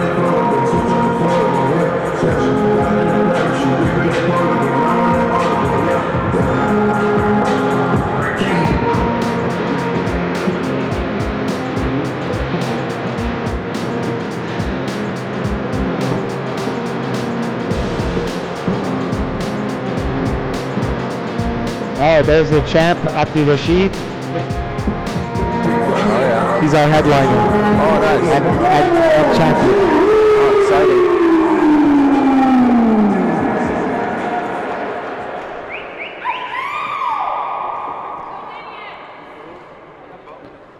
All right, let's see. A couple of the lighter guys under 150. Let's go. Damien versus Gorav. Nikta versus Kasmaruk Martial Arts. Right away, they're throwing bombs. That's what I want to see. Well, this is the first time I've seen somebody have a little bit of Gorav showing a little bit of more of a laid-back style where he was analyzing his opponent. Yeah. Could be a counter puncher, maybe? Let's see. Man, Damien's got some crisp striking. Damien's coming strong. Beautiful. Pinning him to the cage. He had him in the Muay Thai clinch for a bit too, and throwing knees. Just looks like a really diverse striking game. Like he's trained some pure Muay Thai. Let's see, Damien. But Cal Samar, where Gorav is from, very traditional Muay Thai as well. So it's a good style matchup. Let's see. Ooh, solid knees. Those do not feel good. Those are solid. He's not gonna take too many more of those. Oh man. Oh wow, hands down.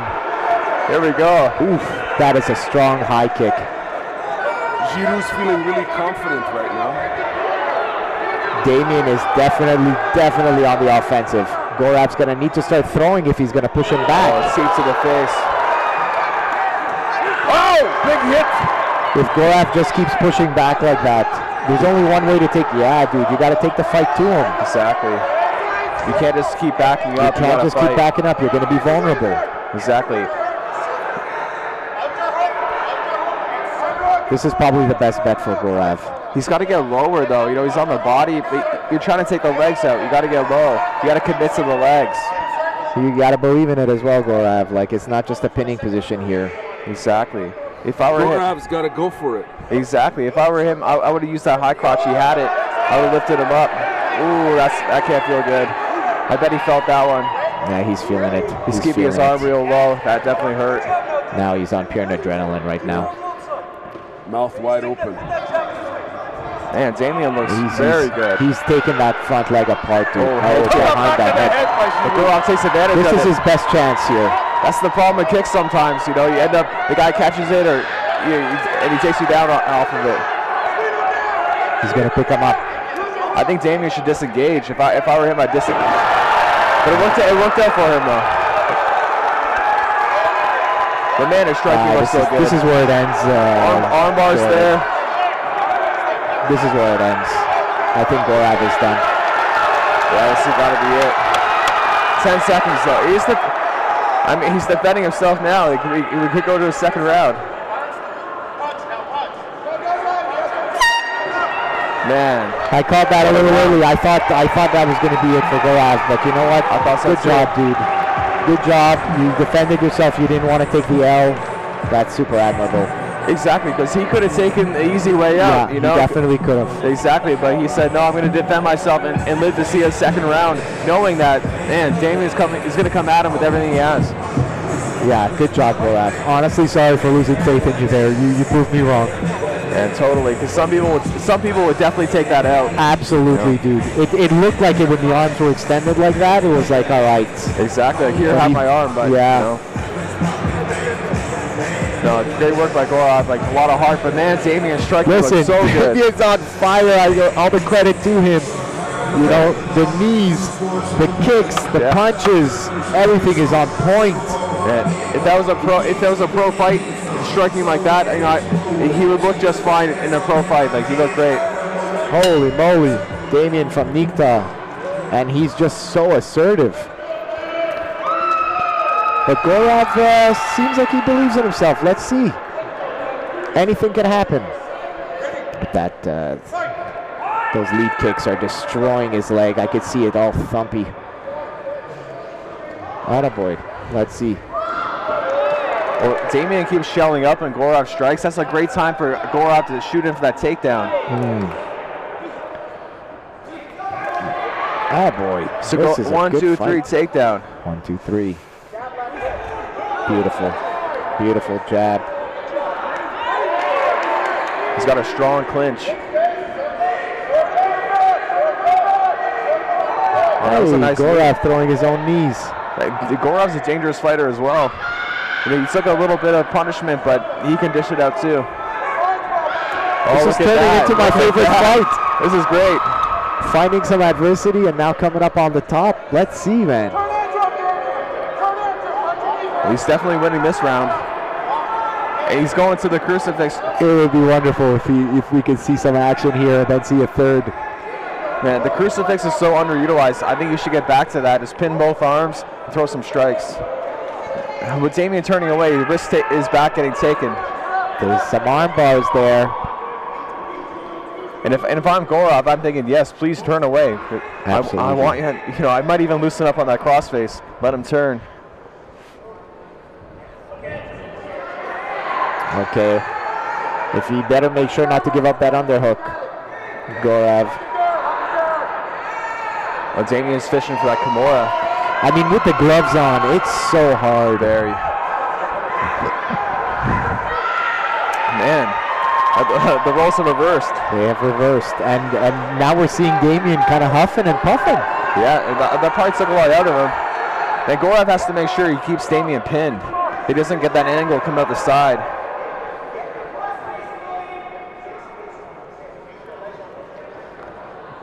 In the first round, it might have looked like maybe it's not like equal matchup just because Goraf took a lot of punishment, but it just proves that this is a really, really great matchmaking.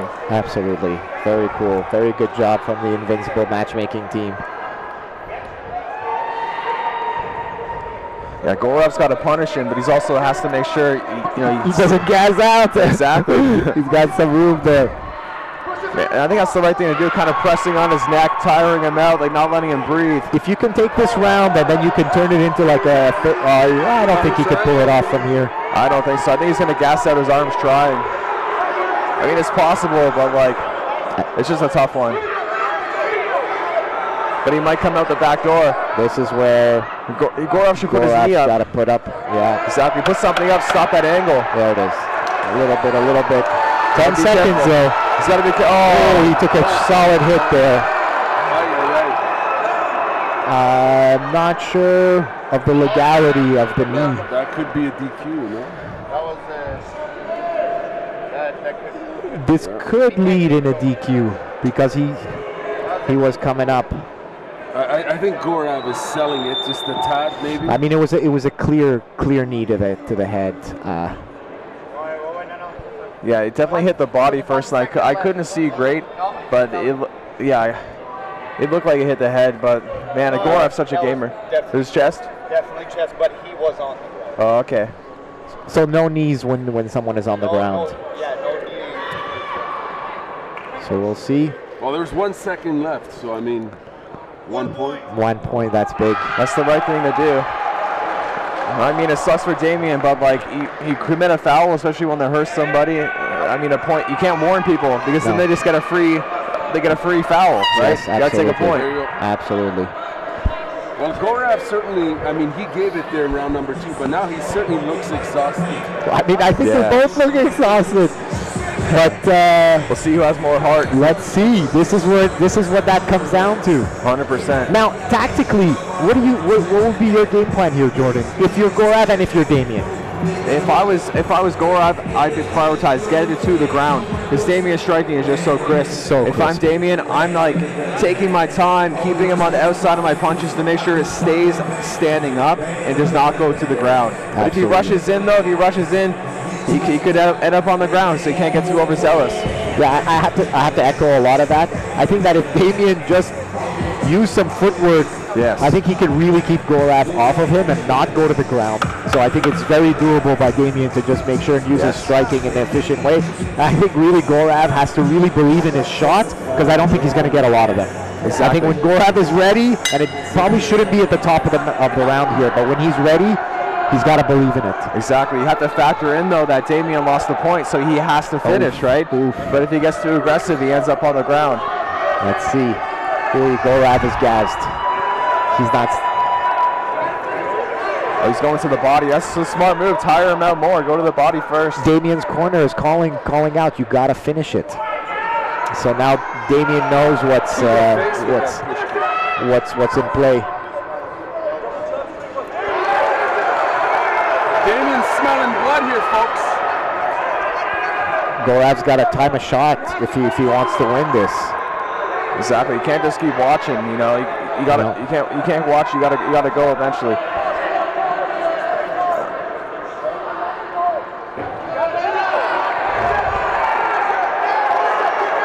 If I were Gorav, I would just try to get a hold of those legs.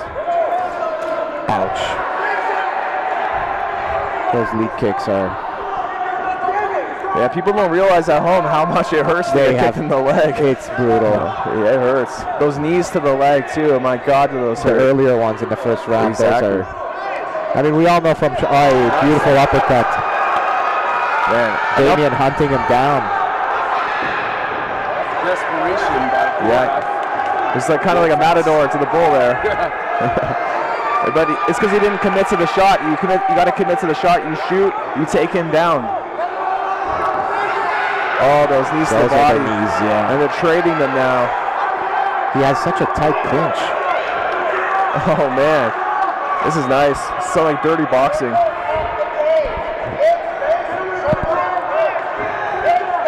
Damien's corner is going crazy for him.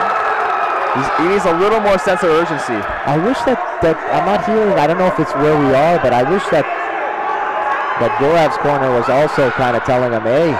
True. Damien's looking for the finish here, folks. Yeah. Look at that.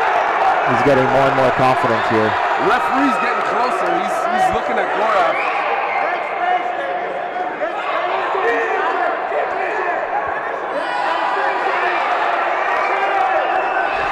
This is your shot, Gorav. Oh. Big left and right by Damien here. Man, both these guys are tough. They're tough, dude. These are. Oh, his hands are just way down now. This is there we it. go. He's got to take Get to the legs. This is your chance, but there we go. Man, again, he's got to drop down, take those legs, change his level a little bit.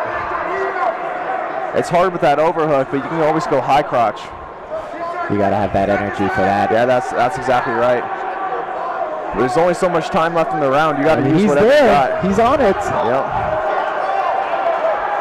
But Damien needs more urgency. You got to get out. If you want to win, you got to get out. Win, right. You got to do something. This is it. Great match. Good job, guys. So it could be a tie. Or, yeah, I think it's going to be a tie. It should be a draw. I'm not sure, because round 3 and 1 to Damien, round 2 to Gorav, and then the -1. So yeah, probably. Exactly. So the point being taken away would make it 1-1. Because it'd be 1-1 with the point taken away. I'm pretty sure.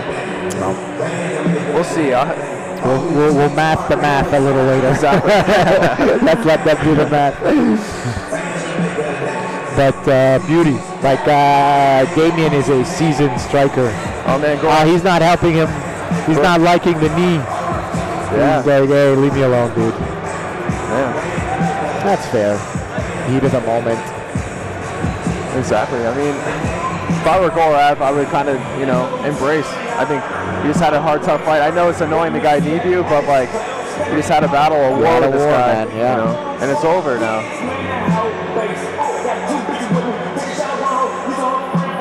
I like this.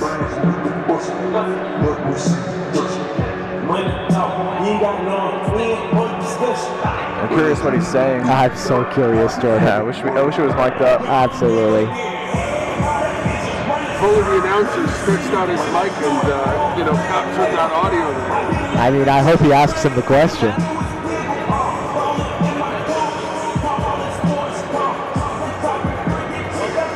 Oh, man, Damien. I hate to see it. I don't know about that, Damien.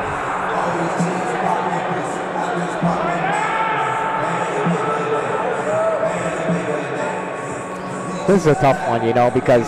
Ladies and gentlemen, this fight is a draw! Jordan, you're the king of kings. Undefeated. King of math. You got it, but Damien shaking his head. I don't like to see that.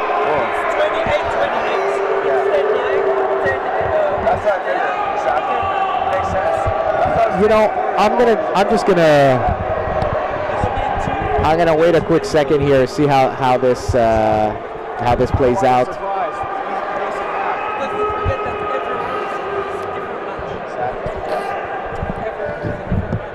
But I'll say this. Exactly. I'll say this to both Damien and Gorav. Damien, you're not upset with the you're upset with the ruling, but you know what? You got nicked a point for doing a foul. You got nicked a point for doing a foul. Don't be upset about the decision. And on Gorav's side, listen, you got some stuff to work on here. It is what it is. The second round, he said it's a mistake, but he actually made my head. And third round, my head is straight. Not an excuse, but if anybody's mistaken, and me, please help, can understand. The face, of course, is a legal move. You don't know. I did see him in the face. It did happen. It was very, very fast. I saw him in the chest. I disagree. I saw a clear knee to the head. I don't know if I'm blind, I thought so too. but Mark was saying, one of our head referees was saying it was knee to the chest, but it was clearly to the forehead. To me, it's like 80% sure it was a knee to the head. Me too. I really say I need to fight this guy again. That's what I think I need to do. I want to see how I do it. It's not about anybody else, it's about me. I want to see how I do it against him. Second round, nobody can deny. He was tired. I felt he was tired. I love this. Bad situations he can make all his mistakes he wants. But second round, I won. Judges know I won. Third round, my head was going. That's just right. I don't care about anybody doing me or not. Doesn't matter to me. Are we expecting to be back in the gym and training for the next fight? And we can do this again in August.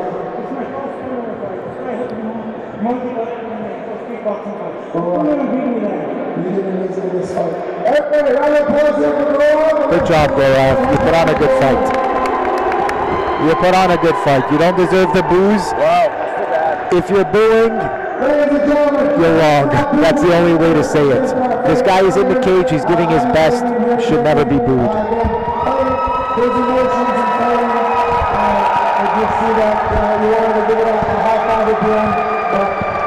Emotions aside, you trained very hard, prepared for this.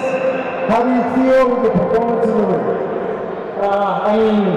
3-minute rounds is no joke. Definitely was tired, but I thought I dominated the first and third round. So I guess they gave it a draw because I lost a point, whatever. I was definitely going for his body, and he fell on his own rank on me.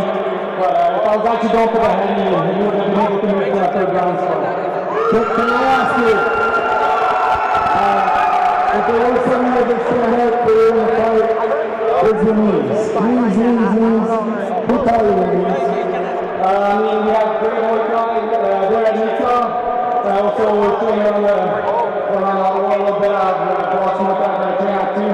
But yeah, I'm training for it. I can't name them all, but yeah, it's something that really got my place and my knees going pretty good. I thought you didn't have much for me on the feet. I was really doing everything I wanted to do in that second round. I got caught up on the ground a little bit, so maybe I have to work on my ground game. But overall, I thought I dominated the fight, so that's a win in my book. And I love that I have everyone here. Lamont Barberar, les amis à mon frère à Paris, les amis Barberar, Ita Allenberg.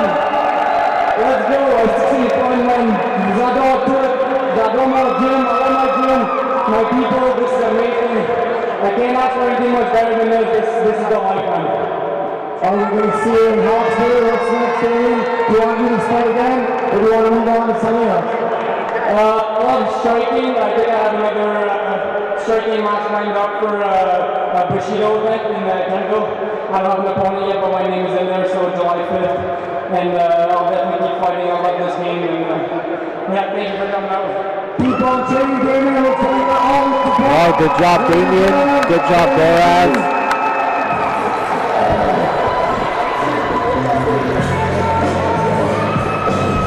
Well, the rematch will be outstanding. They're building up the hype to the rematch, so I think fans are expecting to see that. I would like to see that, and it'd be interesting to see how their game plans shift after feeling each other out during this fight. I think they get a lot of insight going into the rematch. I agree. The crowd was not happy with the draw, but I mean the math. The math did the math. Exactly. And you gotta just take that. I think Gorav has a lot of heart, but besides that, in terms of his grappling, what would you say he needs to improve? Because Kalsamara is a striking gym, is it not? Yeah. How's their grappling? I mean, they've got good grappling, but they're more of a striking gym for sure. But I mean, like what I would tell him is, like, just shoot more instead of backing up or like shelling up or taking punches. You gotta shoot. You gotta use your grappling, especially when I think Damien was clearly winning the striking exchanges. Like you gotta have an answer for that. Which isn't necessarily striking back. I mean, he did so good in the grappling. He's got to go to that. He's got to be able to get it there. Got to be able to get it there. I think that's the lesson for all grapplers out there. Like they can be great on the ground, but if they can't get it to the ground, I mean that's a huge problem. Absolutely. I think a lot of grapplers enjoy grappling on the ground, but they don't spend enough time wrestling. Fundamentals. So it looks like we're up on our last grappling match, Jordan. I feel like that makes you happy. I mean, I love watching grappling, but yeah, definitely the MMA is like extra exciting for me. We got Rogelio against Jimmy. Rogelio coming from Ground X awesome school, Jiu-Jitsu school, going up against Jimmy Laporte from Granby Jiu-Jitsu. And these two are purple belts. These are the only two purple belts on the card. Very cool. Which makes me feel better too, because earlier when I said definitely blue, but those two, I was like thinking, oh crap, if they're purple, I just insulted them, right? So, but the fear. Exactly. Now, I know these two are the only purples, so I'm good to go for those other ones. Undone the wrongs of your past. Exactly. I don't want to guess the belts wrong anymore. No more. Take the stress of the meal planning and focus on what matters most, your health and recovery. We get started today. Once again, check mealprep.com for 15% off.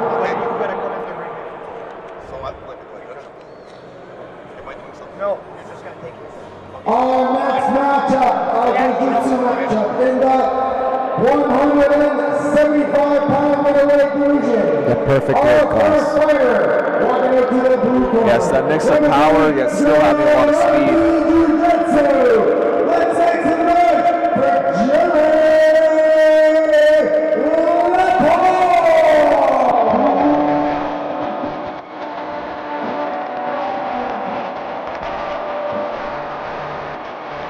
Laporte. Jimmy Laporte coming to us from Granby Jiu-Jitsu.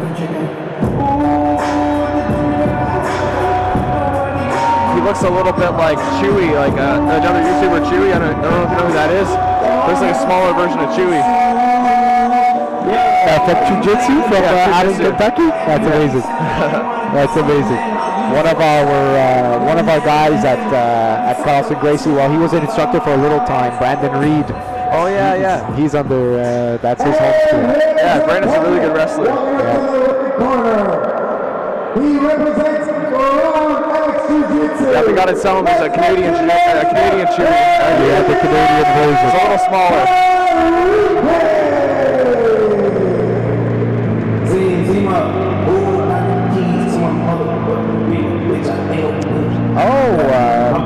Rogelio had a match at the first Invincible and came up victorious. Okay, nice.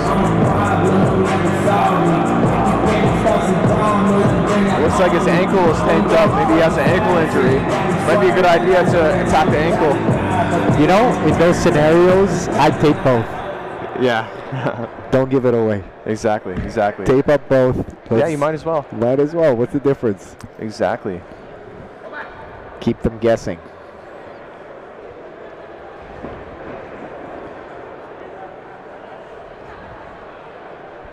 I remember that Rogelio was very, very strong on his feet.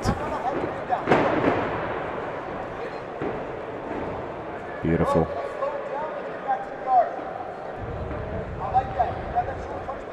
His arm, wrong spot there, Jimmy.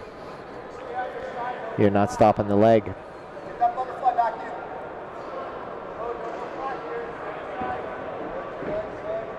He's working some body lock passing, it looks like. Or he doesn't have his hands locked, but... Typical top half guard, it seems. Mm-hmm. But now he's in a butterfly scenario. Rogelio might sit him up. There it is. Oh, I've never seen that kind of defense. Yeah. I mean, he might try to get underneath him, right, if he's driving into him like that. Try for a quick back step. Yeah, he's trying to get underneath for a leg lock. He's good. Nice work, entangling him.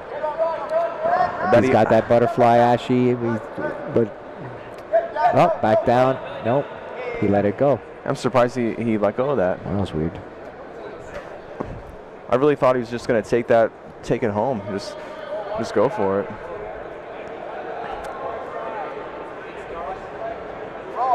A bit of a X guard, kind of almost like deep half X guard, yeah.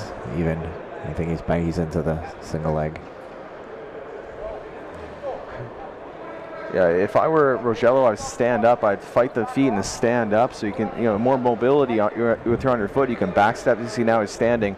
Yeah, that's exactly what I would do. Amazing.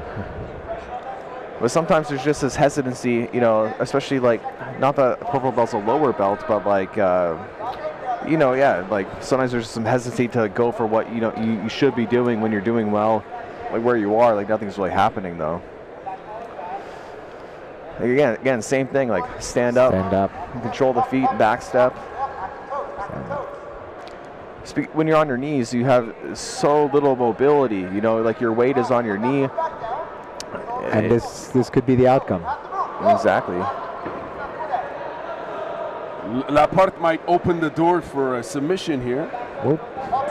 Yeah, he was really reefing on it, but couldn't get the tap. He's got to be careful of this underhook here. Because underhooks can be good, but they can also lead, they commit your arm to the guy. Oh, that was a nice inversion. Now he's got to watch the knee bar, the heel hooks.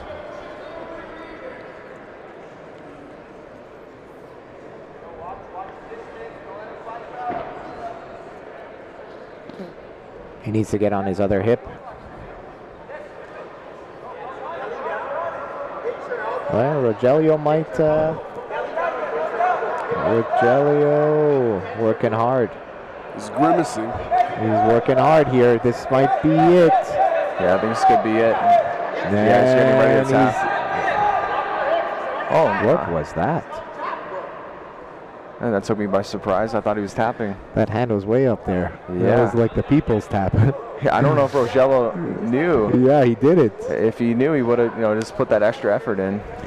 That's honestly for me, coach's corner. Yeah, exactly. That's, hey, yeah. yes, he doesn't like that. Harder, like, let's go, take it home. And that's what coaches are for, like that kind of thing. That's the moment. Yeah. It's not the joystick. Exactly. I'm with you. I'm with you, Jordan. Like left hand here, right? Yeah, like, no. I hate that stuff, dude. Man, it's not helpful at all. It's just the worst thing ever. Like we were talking about, you only have so much attention span. Exactly. Yeah, I'm not your joystick here. We're not playing a video game. And you got your opponent to worry about. You got your coach telling you this and that. Left like, oh my hand god. here, right hand there, blah blah blah. Like simple instructions. Yeah, just let me know when it's important, like that. Yes.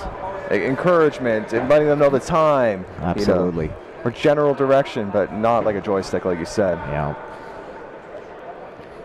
I like Jimmy. Jimmy's really good with his legs. Like he pummels properly. Yeah, very nice. He's always splitting the guard. Let's see. Oh. And Rogelio seems to be a fan of the butterfly. Let's see if he can get into maybe. Oh, he's got to be careful here. Yeah, Jimmy's doing a good job of stopping that butterfly hook from coming in. Until now. No. But I mean, he doesn't really have much room to work. The cage is there, and he's flat on his back. Oh, J point. No. There's something here about being on your knees all the time. It's. Oh, Kimura. Let's see. No room. That's one thing I always try to tell people when they're passing. Like, you only want to be on your knees in certain times. You don't want to hang out there too much and set up your passing from there. Yeah, it becomes a bit of a liability when you're exactly stalemate. It's. And you can't drive your weight into someone when you're on your knees. When you're on your toes, you can drive your weight into them. Now Rogelio's passing. Yeah, he's going to get that He's got knee a slide. cross-face underhook. He's in the right spot here. I think he was thinking about going. Yeah, that was nice. That was nice. Now he's trying to pin the near side arm. If he could get that pinned, this is where he could have. Yeah, stepped over. It's going to come. He got him. Oh, yeah, he got him. That was nice. That was cool. That was really cool. That was fun. I like this new everybody is now starting to finish that armbar with that new foot configuration. Yeah.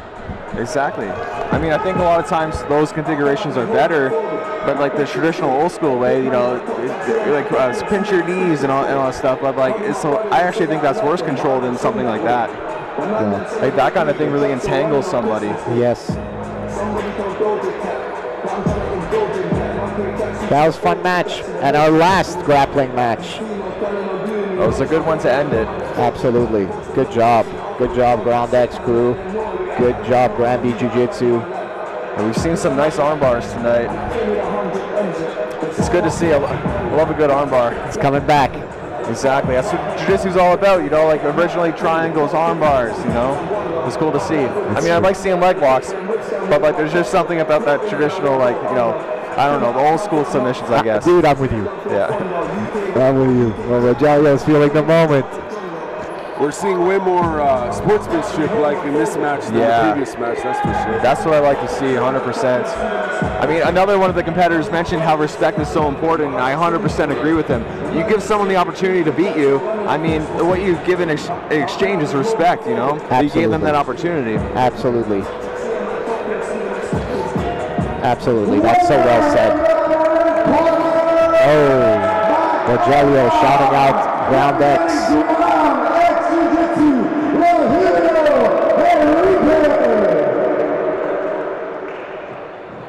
Shout out to Ground X. Shout out to Richard at Ground X. Shout out to Eric at Ground X. Boys are always at every competition. Yeah, they're a really high-level gym. Very cool.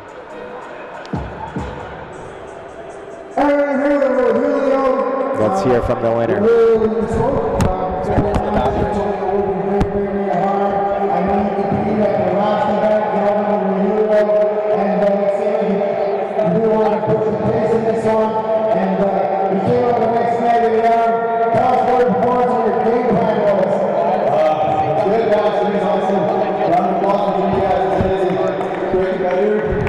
My game plan You want me to sit Since I have you for a quick minute here, Richard from Ground X. Hey. Our co-announcer Jordan just ran for a bathroom break. You proud of your guy? Oh, very proud. I could not be even more proud of this guy. He comes in to train at the gym at least 6 times a week. He's in on 7 a.m. no-gi classes with Eric, myself, a few of the other guys. He comes to our evening classes. He helps teach the kids. He helps do the fundamental classes. It shows. We just did the Montreal Quintet that was held. Amazing event. Martin put on an astounding event. TriStar was our first round. He had a really good showing against Mid, and he's been working a lot with everything, his speed, his wrestling, everything. I've been very, very impressed with this kid. Shout out. Very cool, man. I was just telling Jordan, you guys are doing amazing. Like, you have a couple of athletes that are literally competing every chance that they get. They're absolutely showcasing their talent, showcasing what you guys are teaching them at Ground X. I mean, I absolutely love it. Like, Rogelio has just showed us a bunch of different looks. I remember in the last event, his stand-up was incredible. Now I saw his, on the ground, he's got a solid butterfly game. He started threatening some Kimura stuff, finished with an armbar. I mean, absolutely beautiful. Super cool. The guys absolutely killing it. Like, you have Eric, we have Ro, we have all the other guys that are doing great. Very cool. Not one-dimensional. We're working the wrestling, we're working the leg locks, we're working the front headlock systems, we're working the Kimura stuff, we're working all the half guards, we're working all the guards. Even myself trying to get in there with some of the leg locks with my old broken body. Well, you stay old with me. We're okay. We don't need to compete. You let your team do your talking. Hey, I appreciate all the love that you give and all the support and all the mentionings and everything like that. You are a beautiful, beautiful human. And I want to give a big shout out to Tree and all the people that are involved with the Invincible and the Dream Card. It's always so well organized.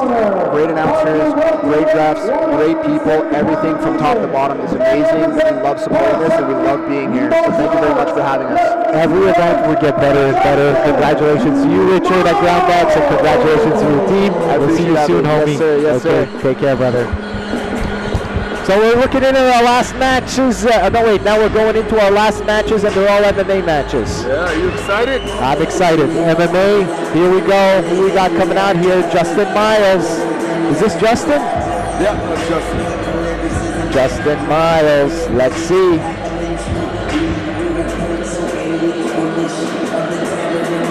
What do you think of his entrance? What vibe are you getting? Let me look at this. I love that you're asking me that. Justin's ready. I'm not seeing a lot of nerves. Justin looks ready. He's ready to go. Another, Jordan, we have another one from, how do we say that, the gym there? It's your neighbor gym. Yeah, Cal Samrit. Cal Samrit. So hopefully he can avenge his teammate. Or I guess it was a draw, but it was a draw. We're still in it. Let's just say it that way. It's funny. Time to avenge your teammate, Justin. Exactly.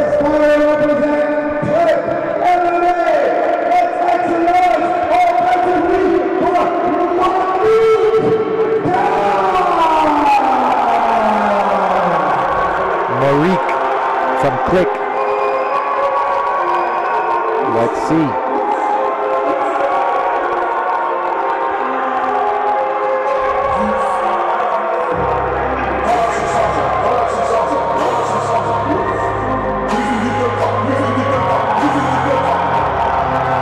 Wow. This match, I think, is going to be fire. Yeah, they look like they're ready to go. They're both looking like they're ready to go.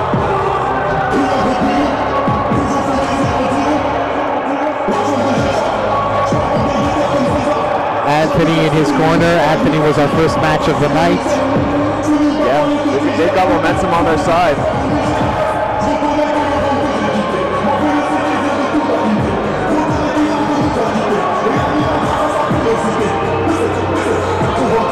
It's going to be fun.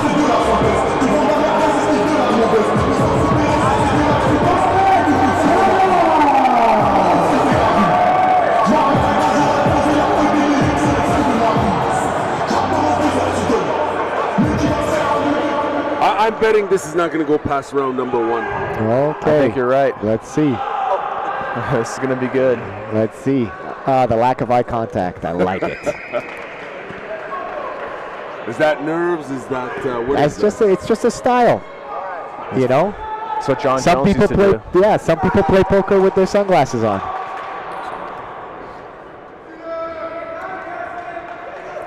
I already love the footwork. These guys are wow, beautiful footwork. Yeah, good evasion. Quick, light on his feet, snappy kick.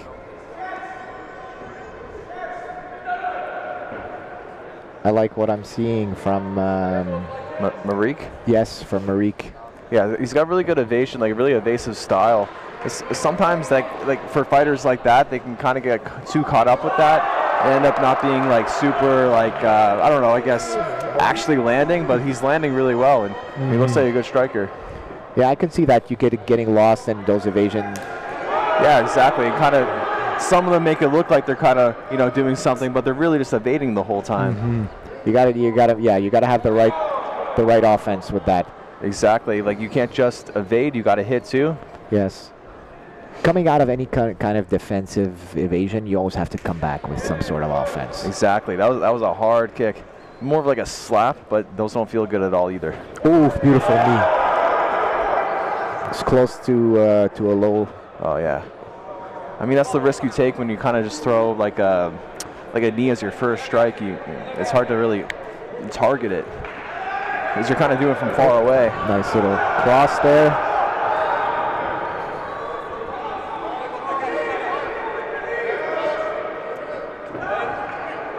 Looked like it was another groin strike. I saw that too. Yeah, it was pretty low.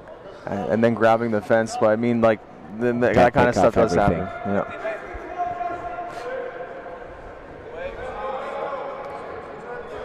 I mean, what Justin needs to do, like dig in that underhook and start turning him.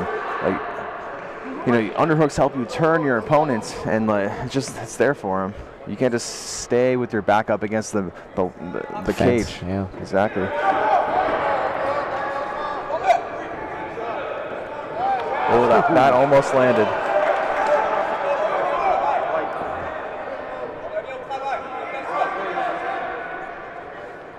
Yeah, Marik is definitely a little more comfortable. Yeah, he's a southpaw, but he sometimes goes to orthodox. Like, you can tell he's comfortable in both stances. He's kind of snappy. And southpaws are hard to deal with. Oh, those are some haymakers, man. If that connects, I think Justin's you either got to get tight in the pocket there. You can't. Yeah. Almost a head clash there. Yeah. Outside. Always gotta watch his arm. He's gotta grab the legs. That's the lesson from tonight's event. Yeah, and I think that's a smart thing for Justin. Exactly. I mean, he had that body lock, and Marik just stood right back up. You can already. Oh, heavy. He's out. He knocked him out. Talbot with the KO. My goodness. I don't know if they're gonna call that. I don't know if that's a KO. I don't know if that's a KO. That was right at the bell. I think it's not. The ref is a little. Yeah, it's not over. It's not over. No, it's not over. He's right. It was right at the bell. Yeah, exactly. I mean, that's a hard thing for the fighter, right? He thought he just won, and you think it's over, that relief, everything, and you got to go right back into it. That's hard to mentally get back in. But I mean, like, momentum is with you, but it definitely is like I was done, exactly, and now I'm getting back in there. Exactly. Definitely more of a factor when it's like a closer match, I guess. Like, yes, but I don't think it's going to affect him too much, but it's definitely a factor.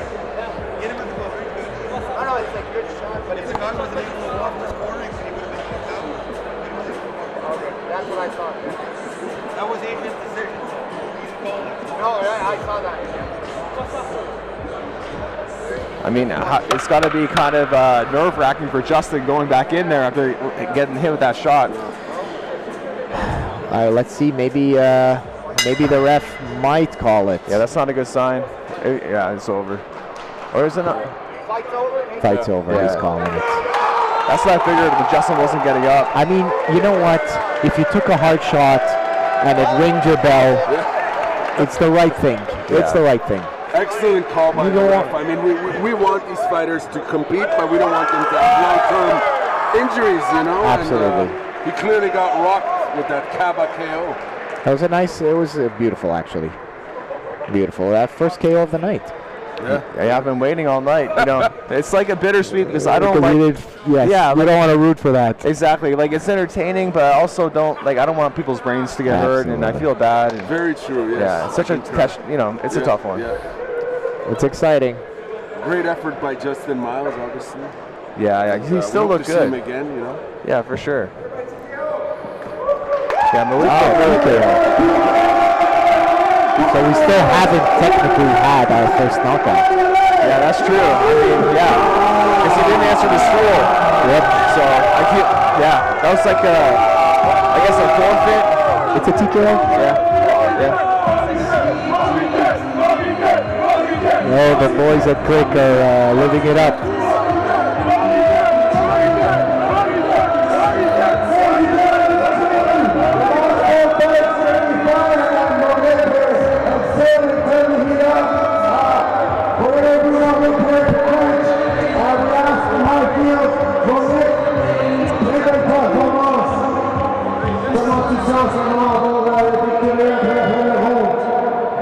Je me sens bien, on a travaillé tout pour ça. Je remercie tous les MMA, tous les coachs, tous les sparring partenaires. Merci à tous les potes qui sont venus.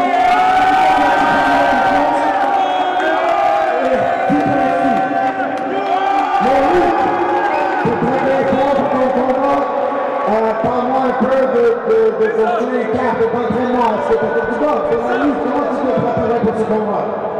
Mon adversaire, je ne connaissais pas, je ne savais pas ce qu'il faisait, j'ai pas fait de vidéo. Mais c'est juste focus sur moi, sur mes forces, sur mes qualités. Je me suis fait confiance en ma force, en mes coachs. Et je savais que j'allais le faire, mais voilà. He's smart. He's saying, he focused on his qualities.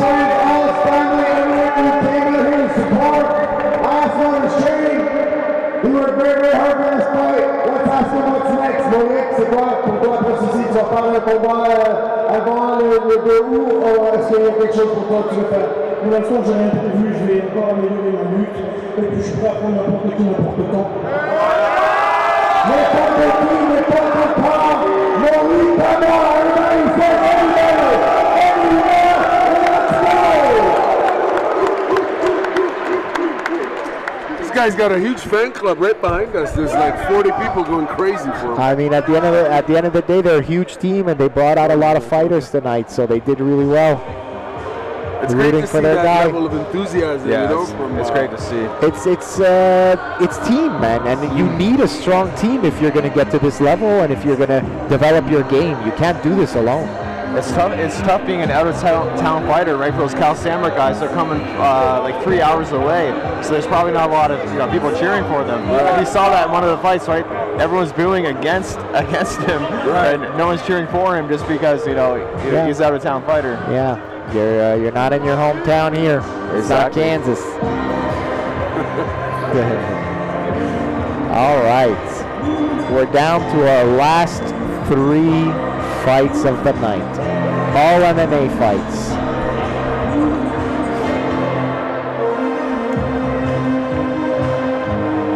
Including our main event where we're going to have the reigning champ Abdur Rashid fighting Caden Bond from N1 Thai Boxing in the main event.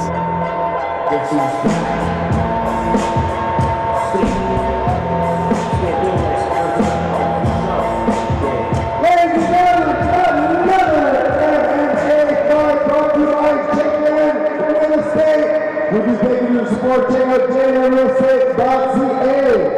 Our next fighter, walking out to the blue corner. This fighter represents N1 Thai Boxing. Let's make some noise for Ethan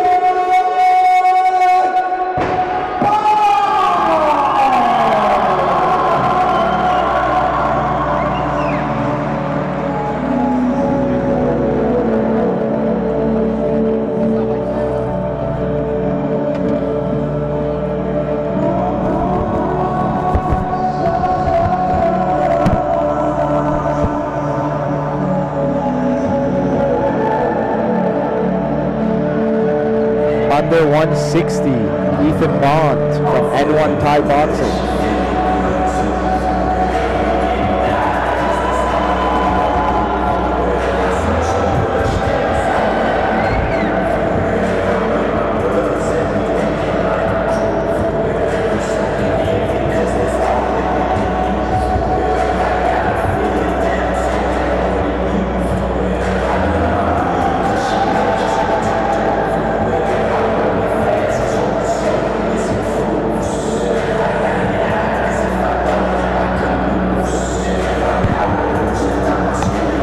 Click crew enjoying the moment over there.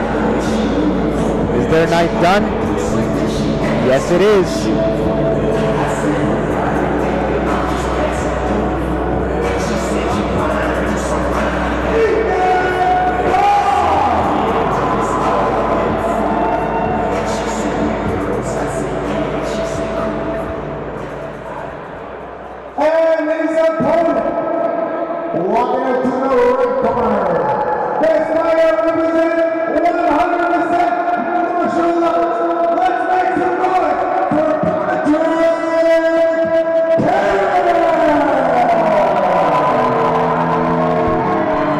100% martial arts. That's a name.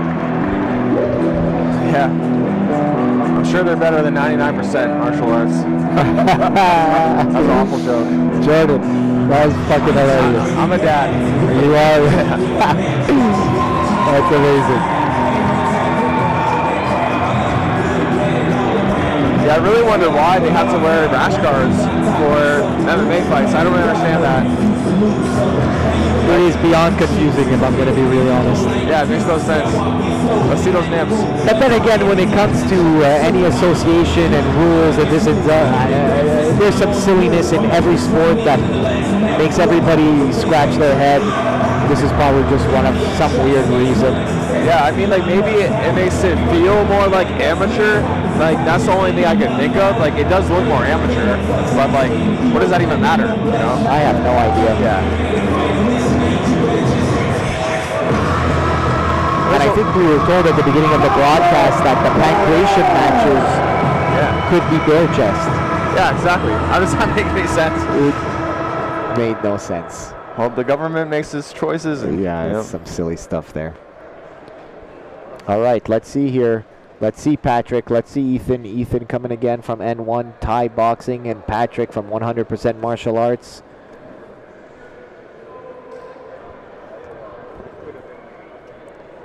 Ethan in blue, Patrick in the red corner. Let's see. All right. Oh, barely wanted to come out for the handshake. Oh, coming out swinging. Throwing some hard leg kicks.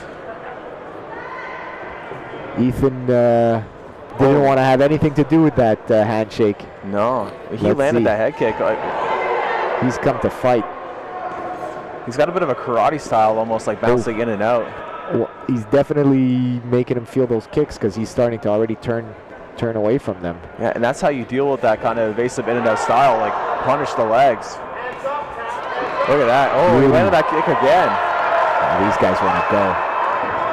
But again, he's got that body lock. You got to go lower. Fighting for the underhooks. Oh, there it is. He was lower, but he just fell back. Yeah. They got to like slow it down a little bit. This is going to be an adrenaline dump moment. Patrick in red. Yeah, lifting that underhook is smart. Hands are locked. Pick him up. Pick him up. He's got to turn that corner. Get him. Got to get an angle. Nice. Beautiful sprawl. That was very nice. Oh, yeah.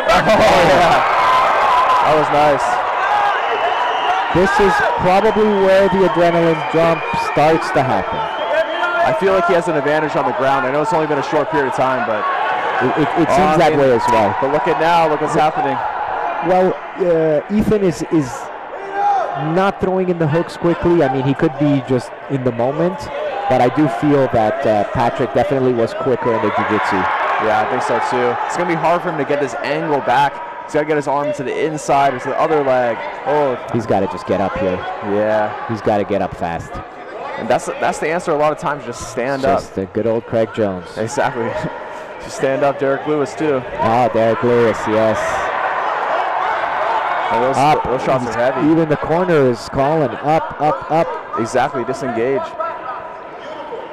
Shake it off. All right, this is where we're going to see some action. They're smanging and banging. Let's see it. Oh man. This is a hockey fight in a hockey arena right here. Yeah, it's a tactical one. It's fun to watch. I wouldn't want to be doing that right now. Well, let's see Patrick's.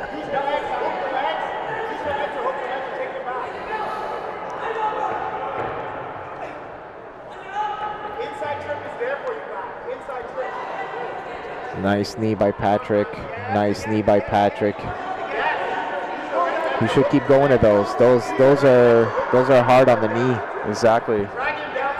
And the whole time he's doing it, he's got control. He's, you know, that's winning him the round. Looks like his nose is busted up a little bit.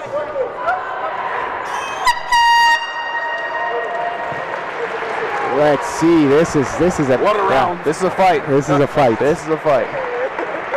Let's see how they come out. So who won that one? So hard to say. That is, yeah. I mean, I do not want to be a judge right now. That is a tough round. It's like, I mean, who knows? I mean, I would give the edge to Ethan, but I wouldn't be super confident in my decision there either. That's a coin toss, yeah. Actually, you know what, Jordan? Me too. Yeah. I think like he landed a lot of good strikes, and then he was the aggressor. Yep. And he landed the harder shots on the ground, like some good ground and pound. Yes.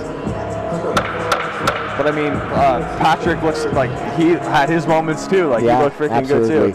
You know, and depending where the judges are sitting and the angles That's of true. where what happened. Exactly, and what they, you know, what they personally consider, you know, as damage. Exactly. Because there's the rules and how they should be judged, but there's also that, you know, that personal kind of it's subjective. bias. Yeah, you have a Exactly. bias. Yes. All right, Patrick. Patrick's posture is a little more upright. Yeah, exactly. Again, a little bit karate. He's more of a oh, that's what you meant. Yeah, definitely his kicks. He needs a little. That was a stiff cross. He needs to be a little bit more athletic in his stance, I think. Exactly. But it's good for bouncing. He needs an underhook. He's got to get rid of that overhook and underhook. This is not the MMA. Yep. You finally have a good view, Jordan. Exactly. I think He's got to do something. dummy sweep, maybe? It's just tough when you commit your hands to the sweep. You're going to have to take some shots. But at the same time, Patrick has to balance too, so it's hard to punch as well. Oh, up kick. Up kick. Goes. Corner's calling for a triangle. There was some opportunities there when he was leading with his head. And now maybe he has it top of mind. You're going to take some damage, though. Yeah, you have to kind of choose on the ground. Do you want to fight from the ground, get submissions, or do you want to put your feet on the hips, make space, get up? He looks like he's, These are big shots. Patrick's still in it, but he's taking some damage right now.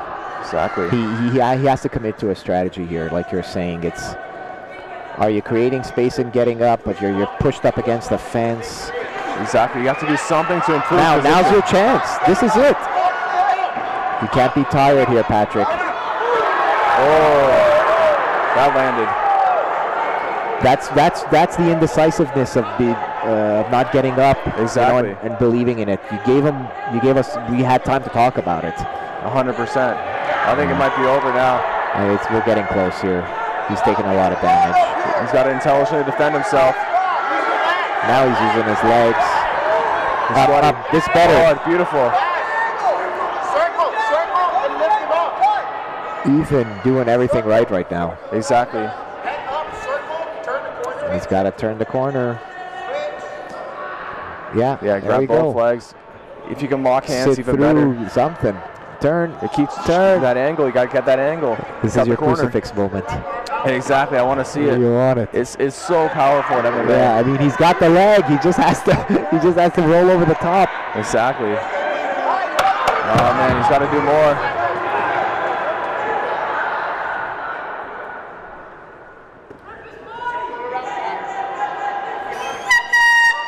Another round. Yeah, and that one was pretty clear for Ethan. Yeah. Oh, he's giving him the stare down too. Yeah, exactly. He's mean mugging him. Exactly. Patrick's gonna have to find another gear here. He's got to get some good advice from his corner. I'm not hearing much coming out of there. And like, I don't think the meat mugging is so bad like during the fight, but like it's like after, you know, all respect after. I actually think it's necessary, Jordan. Yeah. You're in a fight. Exactly. There is no other mode. Yep. 100%. Like at that moment, they're not your friend. They're your friend after 100%. Like, you know, you shared an experience together, but during, let's try to take each other's heads off. That's the goal. Let's not kid ourselves. Exactly. So they're wiping up the blood. Yeah, you know it's a good fight, but they got to wipe up the blood between rounds. That is a good fight. All right, Patrick. All right, Ethan, let's see. Man, last round. What a scrap. This has been very entertaining. It's good. Top 3 fights are looking good. We only got 2 more, Patrick. Ethan's. Yeah, he got to stay exactly where he left off. Yep.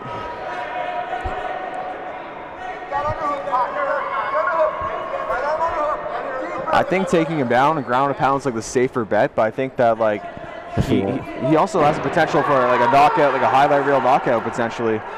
You know. There's something about when you're gassed, being on the bottom when you're on the ground kind of feels more comforting. Yeah, exactly. But when if you keep me on my feet and I'm gassing out, that's a scary spot to be. It's a scary spot, man. But either way, that's the last thing you want is to be gassed in a fight, tired, beaten up, you know, and you got a whole round ahead of you. That's not a good feeling. But you know, a lot of credit to Patrick. He's not giving up. He's reminding me of Gorav. Yeah, exactly. I love to see it. I love that heart. And he looks so good in the first round. They both look like pretty evenly matched, but you know, again, one thing goes wrong in the second match, and then another thing goes wrong, and it's hard to recover from. This is the best thing for Patrick. Right? Oh, not anymore. The crowd's calling for the finish, but Patrick's still in it. Yeah, you could just shell up and just be over with it. But he's really got to decide, you know, is he going to make space and get out? What's he going to do? That is what's incredible in these moments where it's like there's the door. Exactly. And sometimes even in the UFC, you see guys take that at the highest level. Yeah, they take that out. And like you can tell, like they're not defending the hands anymore. They're just, you know, they just shell up when they're like okay cognitively. But I mean, I have to say, Patrick's could still potentially out. Yeah, he's like definitely not out of it. He's not out of it, and he could catch a submission. Exactly. He's definitely a good fighter, and he's got the skills to still come back potentially. But yeah, but he's absorbed way too many hits. We don't have the stats on it, but at this point, it's kind of cost-benefit analysis. I don't know, man. He needs like a good moment, you know. He needs to, like something to work out for him. Things can change. Exactly. In a heartbeat. Yeah. Leon Edwards. Exactly. But you got to make that moment, you know. You can't just you can't be okay with just kind of losing a slow kind of fight, you know, taking a little bit of damage here and there. You got to get out. Go for broke. But you know what? He made it through. I think he a tremendous heart by he realizes it. For sure.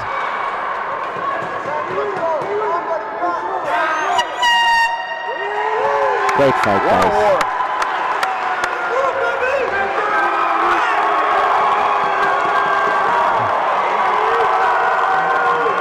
Some people love the fight.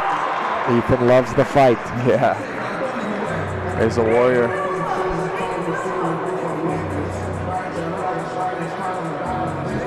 But I'll say, as much as he demonstrated like that warrior energy, Patrick never gave up. Yeah, and I think he earned his respect too. Man, 100%. Two great fighters. Awesome.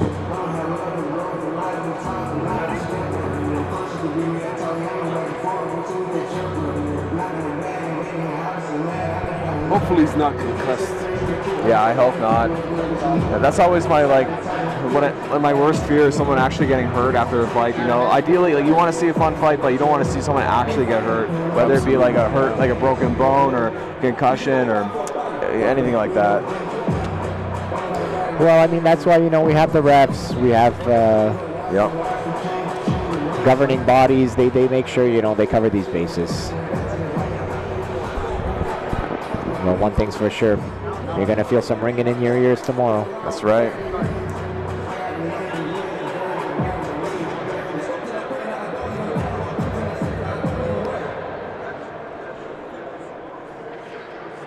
Good job.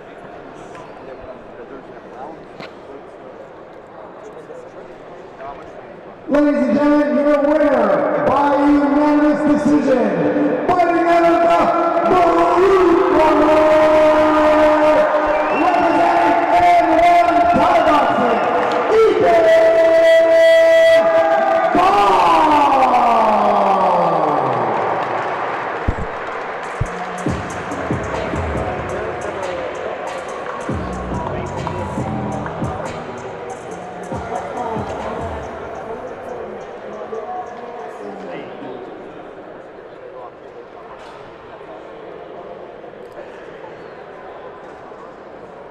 another hot fight, man.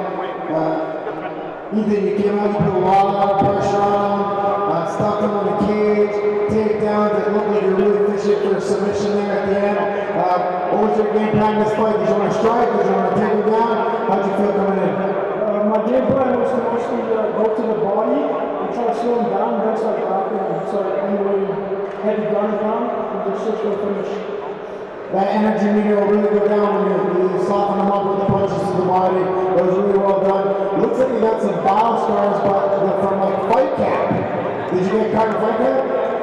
Last weekend I got cut by a hit to the face, and I was in the hospital. I was going to be able to fight, but we were able to pull through and we cut close, so I was able to fight. Hey, what they don't know, no hurt. You're hitting it flat. You're doing really well. Any shout-outs? Shout out to my coaches, PJ and Chris, and thank you to Coach King for everything he's done for me. And thank you to all my training partners at N1. We got the W's tonight, baby. Let's go!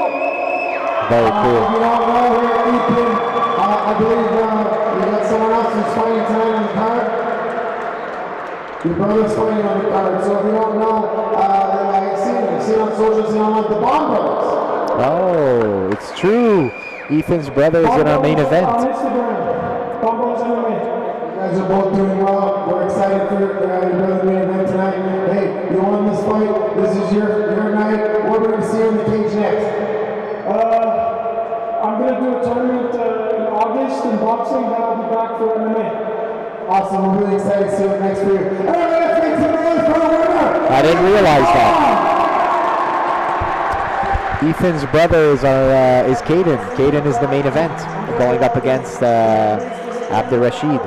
Yeah, I didn't realize that till now. I think that helps with momentum, seeing your brother win, and then now you're up next. Like, I think that's just like... They're the main event, so we got one in between. We're going to have a quick Jean-Robert Benoit versus Cheltrim from Trillium MMA, and then we're going to the main event with Ethan's brother Caden going up against the current champion Abdurashid. And the nights went pretty quick already at the co-main event. Dude, time flies. Time flies. You're having fun. We're there, Jordan. Is this going to be our regular? What day is it? Saturday. So we'll do regular Saturday, Jordan. Yeah, exactly. I definitely want to be back, watch more fights, We're going to do it. fights. Exciting. I wonder how the N1 team did overall tonight. I didn't circle all my winners. Yes, I can't remember. I think they were kind of hit or miss, which happens.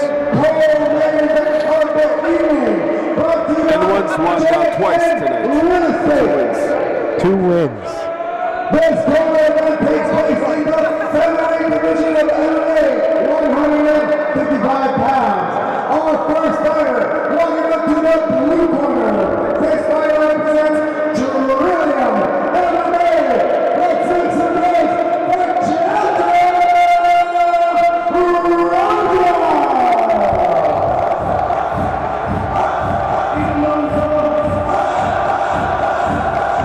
Shout out to Jeffrey, our DJ, XOXO Sounds, Jeffrey Anglade. Sick music tonight. Good job, Jeffrey.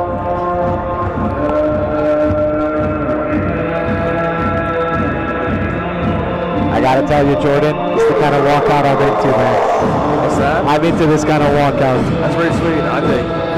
I don't know what kind of flag that is, do you know? I wouldn't be able to tell you, but I think it's from Bhutan. Oh, Bhutan. Whoa.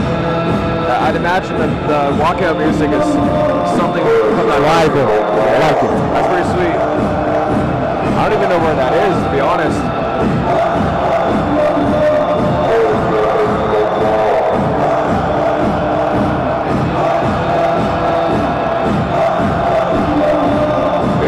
It's between China and India. Oh, okay. It's the kingdom of Bhutan. Tiny country. Yeah, super small.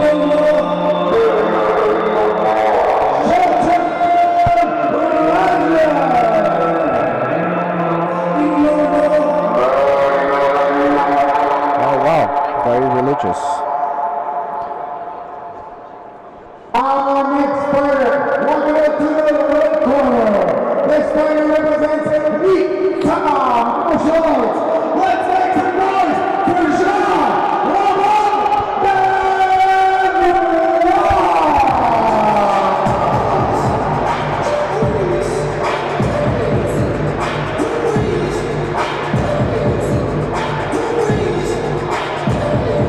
So we have Jean-Robert Benoit from Victor.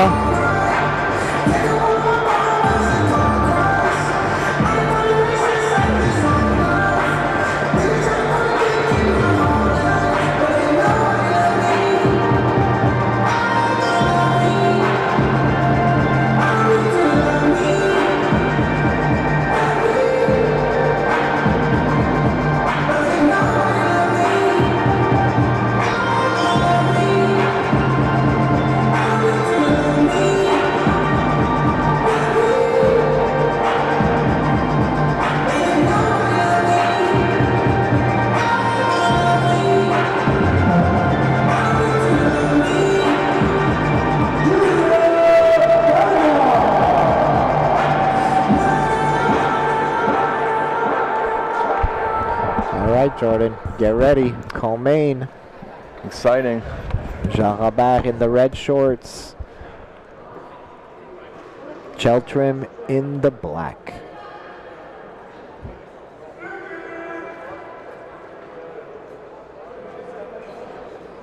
Let's see. Yeah, it's a bit of a height difference. I wonder if Jean-Robert? Yeah, if he'll start really use his range to his advantage. Because sometimes tall fighters, they have these tools available, but they don't always use them so much. Interesting. Well, we'll see if I can't pronounce. Cheltrim. Cheltrim. Okay, there we go. We'll see if he's more of a grappler or I guess we'll see what happens. Inside leg kick, but oh, returned.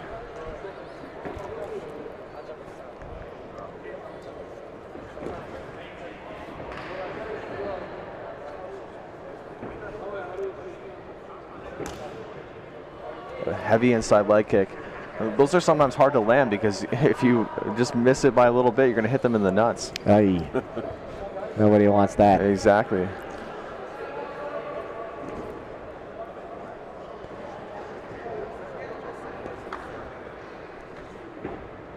They're just trading inside leg kicks right now. Yeah, Cheltrim has his hands really high. Like if Jean-Robert were to switch stances, there's that liver kick all day. Oh. I think he felt that one. Jean-Robert just made Cheltrim a little bit. He checked him a little bit. He told him, "Hey, I got some power," because gave him a little grimace there. Yeah, that's what you need to do. You need to, get your opponents to respect you, respect your power, the fact that you can hit them, and then they get a little more weary. Like, do I want to come in or do I want to play it safe? And now you start having more options available to you. Exactly. Set the tone early. Hit them hard, but not go crazy either, and make it like a wild brawl and lose all your energy. Overhand right. That was a quick overhand. Yeah. Feels like a kickboxing match. Yeah, very much. They're very technical, they're very controlled in their movements, and it's deliberate in their movements. Really feeling each other out. There it is, nice shot. That was a good shot, very fast. That was perfectly timed.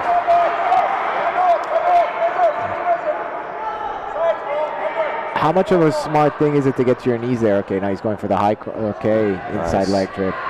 Beautiful. Wow. Dog fight, back up. Cool.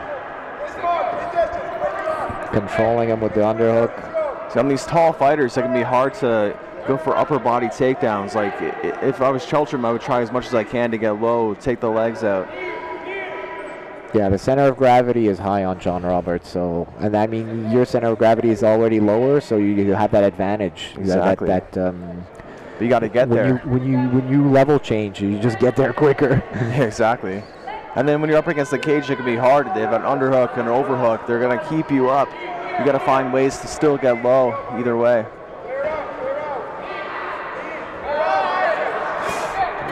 Right there, we definitely see that John Robert is utilizing his height advantage because he can reach him, and Cheltram couldn't really reach. Yeah, especially with those knees. I mean, you got long legs like that, you can land knees so much easier than with short legs.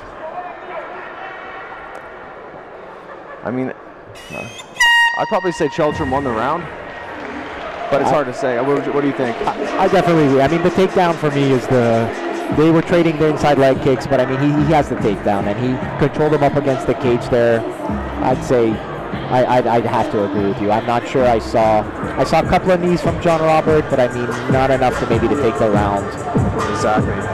And like sometimes these feeling out rounds can be good for the next rounds, or the problem is that they keep feeling out each other for the whole fight. But like, yeah, hopefully they got a good read on each other. Now they can really start, going a little harder. I think if I was in John Roberts' corner, I would say, hey, like, let's get to those knees to the body. Yes. And I think if I was in Cheltram's corner, I'd be like, hey, you gotta potentially take this fight to the ground if you can. Like, from what I saw, he was very athletic on the ground, Cheltram. He was transitioning from his transitions were very, very crisp. Yeah, very much so, and perfectly timed takedown. So if I was John Roberts, I'd be kind of more weary of coming in fast, and you want to be more like weary of that, like, because when you come in, that's when you're most susceptible to the takedown, when you're going forward. But I want to see these guys throw a little bit more with some. Yeah, exactly. I bet you Cheltram has a lot of power, and so does John Roberts, but John Roberts got that range. Like, Cheltram's got to get in on him and throw some hooks, throw some uppercuts. He's got to mix it up a little. Exactly.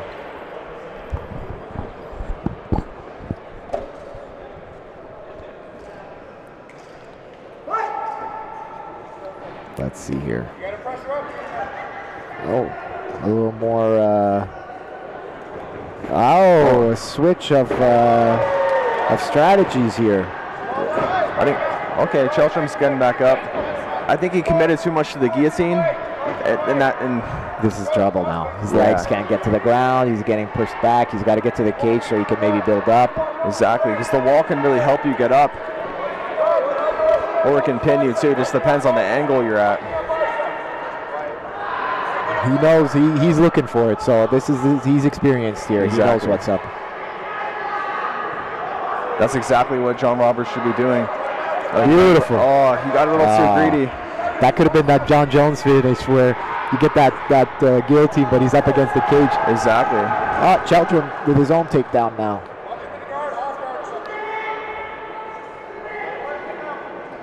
That's the problem when you kind of rush things too much.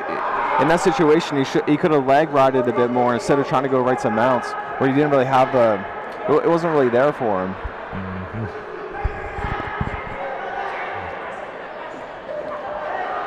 Let's see here. This guy is.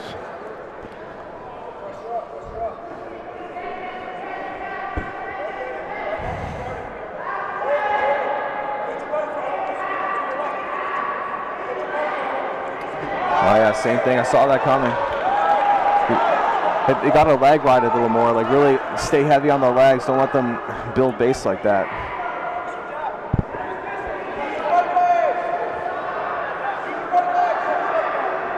I would say right now it's pretty even.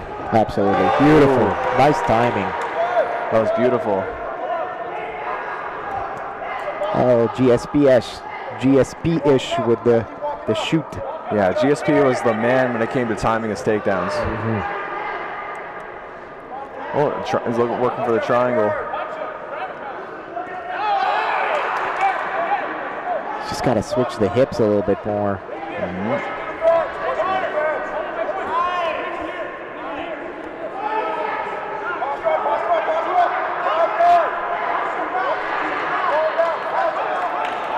Might be giving up his back, yeah.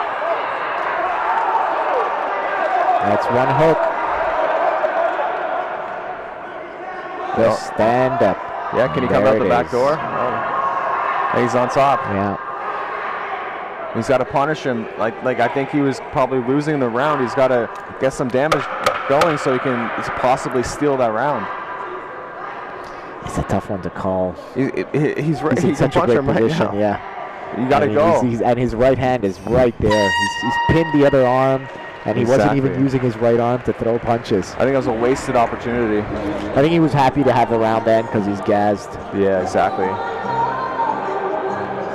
Cheltram's going to have to dig. Well, both guys are going to have to dig deep if they're going to want to pull this. I think it comes down to this final round. Yeah, 100%. I would say they both edged out one round each. Like neither one's super decisive. Probably the second round a bit more. Cheltram's is feeling it. He's sticking his arm out. He's saying, "Hey man, I'm gassed over here." Or he has an injury, but he's definitely signaling something to his coach. Oh yeah, exactly.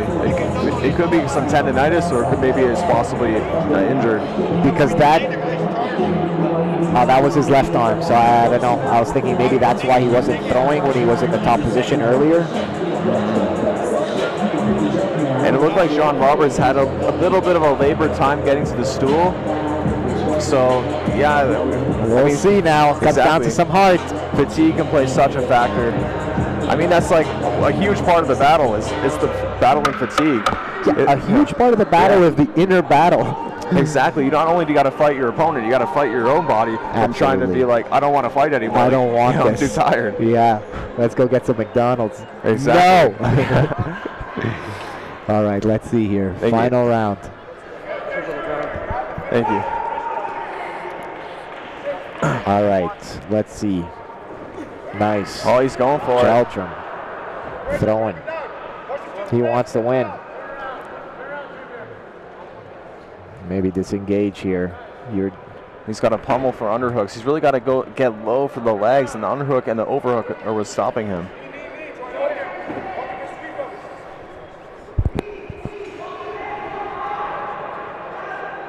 Whoever dominates this round, I think, takes it. Yeah, I think so too.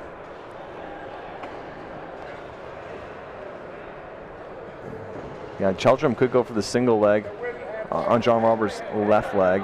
Oh, he's going for high crotch. He's got a high crotch, yeah. Ooh, right to the double. Exactly. There we go. Set him down. Beautiful. There it is. He's got to take those legs out. Put him. Like get over top them like Khabib style. Absolutely. Use your hips. Exactly. If I were him, I would take him away from the cage right now. So that he doesn't have that stool to lean on. Exactly. Cheltram's corner is really happy with... you get that body, you get like a body lock position. You pull his hips towards you. Exactly. 100%. I mean, now he could maybe... He's starting to pass a little bit. Exactly. Here. And I like that he's starting to throw here. If I was his corner, I'd say like, hey, like keep throwing, keep throwing. Exactly. That's how you're going to win this match. You know, it's not with just some grappling. You're going to have to just keep, even if you're not doing a lot of damage, exactly. The judges are going to see that there are shots being thrown from the top like that. You know, you just got to keep throwing them. And for the viewers at home, they might think, why not go to mount? Oh, separating. I'm surprised by that. I don't think that's a good call. Yeah. I don't think that's right at all. He might have just screwed He was in a great position. And now exactly. Well, I don't know why he would do that. That's disappointing. We'll see. Like, as a ref, you want to have the least amount of influence on the fight as possible. I don't know where he's calling there. Maybe grabbing the gloves, possibly? Oh.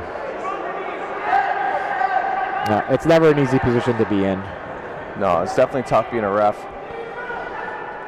Cheltram's back, maybe where he started. Let's see if he can. He's kind of just falling into that takedown. But you can't kind of sloppily get the takedown. You gotta do it. Gotta drive. Even when you're tired.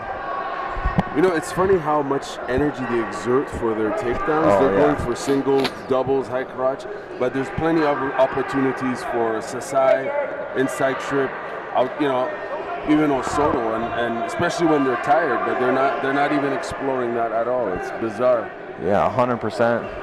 I mean, I think like at the end of the day, you have to. It comes with the experience. Beautiful. Shit. I'm sorry. That's all right. That was good. It's over already. That was a good match. I mean, I could have watched a couple more rounds of that. Yeah, that was a good match. Co-main event in the books. Good Lord, I wouldn't want to I wouldn't want to judge this one. I mean, I gotta be honest. I think it's. I mean, on my end, I think it's obvious. I think Cheltram won. Absolutely. The refs have been really, not the refs, the judges, not here, but like. You never know. Exactly. Absolutely. Tonight's been the good judges tonight. Absolutely. But I think just based on the couple of takedowns, being on top, I can't think to any real offense from John Roberts in this match. Yeah, not a whole lot. I can't really remember any. In the second round for sure, but like still, it was mostly, it was a lot of control from on both guys. I think they both should have tried to punish each other more. But easier said than done, because you want to also control them. You know, so you got to have that balance between control and damage. Sometimes when somebody is kind of maybe not a mirror image of you, but like has a similar style to you, it ends up ending up in this neutrality kind of scenario. Exactly. When both guys are very skilled and good at not getting punished, you know. Absolutely. So let's see what how the judges are going to score it.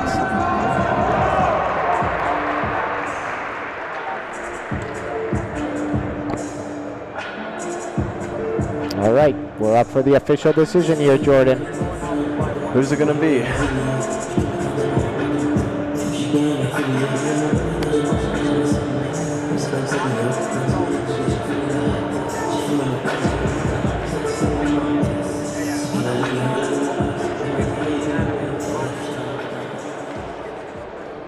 Ladies and gentlemen, your co-main event winner, fighting out of the blue corner, he represents China,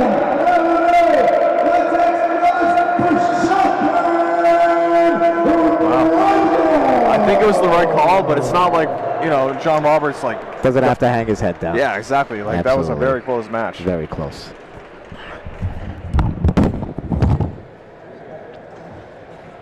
Let's hear from Cheltram. He seems a little surprised, body language-wise, that he won. I mean, it was a close match, obviously, but it appears as though he's a little surprised. I don't know if Cheltram is surprised. I think he's more relieved and happy. I know probably he went through a grueling training camp, and I think that basically what's coming out of him is, you know, hey, job's done. Relief. Surprise would be more, you know, he didn't think he was going to win, but I think he had his hands up at the end of the match. I think he was expecting the result, and now it's just a confirmation. I know for myself, I'm so excited to have MMA back here. Tell us a little bit. I don't know what to think, but alhamdulillah, I got the win. Relief. Coach C, James C, and my teammates, and Coach Secretary, Dr. John, hey man, I couldn't do that, man. But I'm first of all, thanks God, thanks my family, and my coaches and my team. Alhamdulillah, alhamdulillah. A very grateful, humble winner here in Chelsea. Chelsea Possible Trillion, MMA in Toronto. Trillion is in Toronto, right? You come here, you fight in a different city. Tell us a little bit about what is it like to fight not in your hometown, but have to travel and then be the visitor here. This is my second time fighting outside of Toronto. So I really like I'm not going to get that much support, I really. But nothing is going to make us all about outside the next. I'm going to show you the top of the line. Hey man, I don't know what to think right now, man. I'm just happy that I won. Just happy that I won. You work really hard, you earn your win, you take your coaches. Great job, Tucker. We really Fighting Championship. Good job tonight, man. One big cheer here for Sharpen.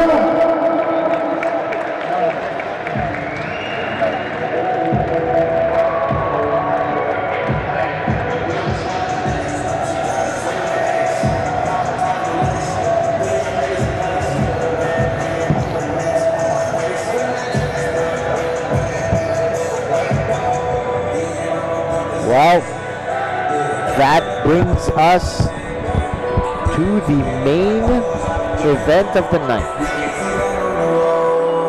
And I gotta tell you, because I remember Caden from the previous Invincible event.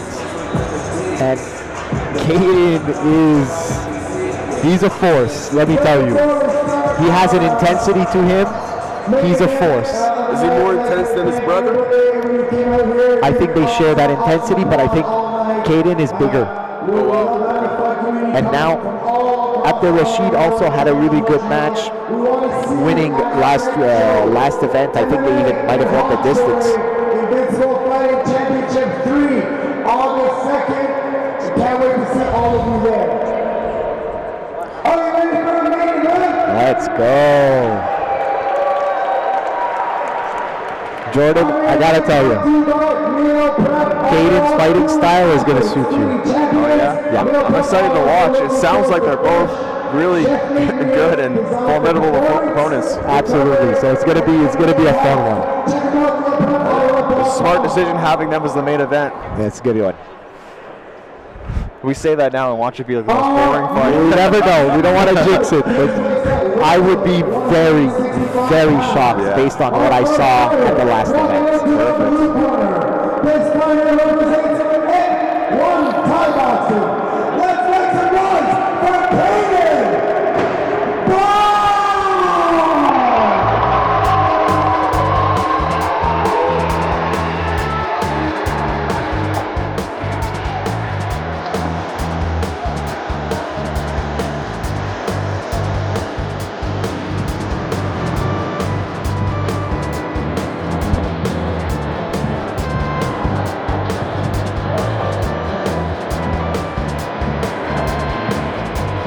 Here comes Caden, wearing his signature headgear.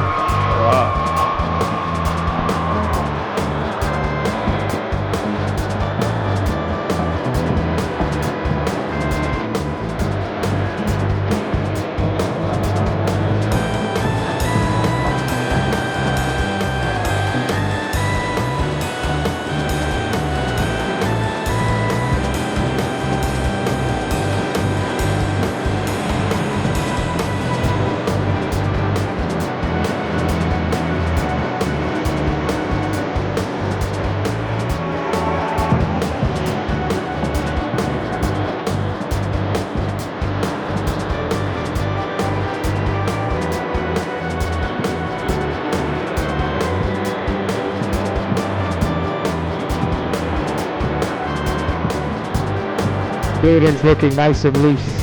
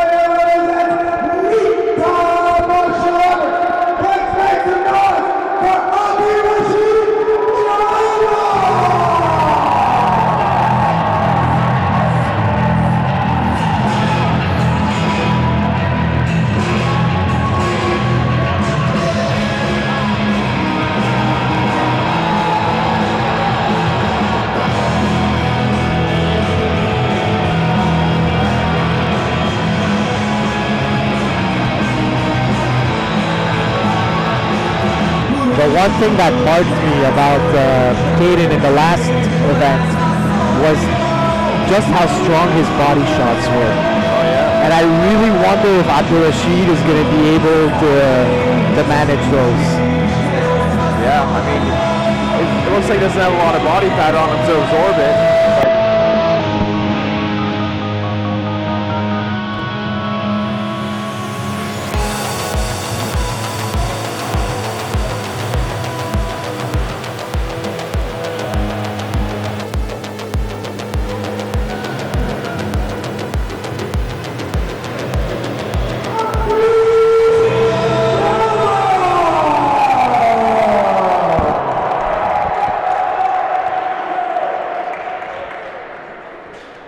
All right, Jordan.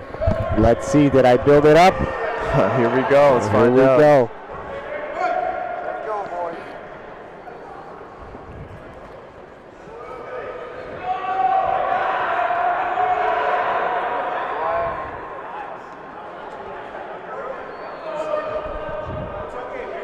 How's Bond on the grappling? We didn't get to see it in the last event. He was just literally throwing some punishing body shots, and the match finished very quick.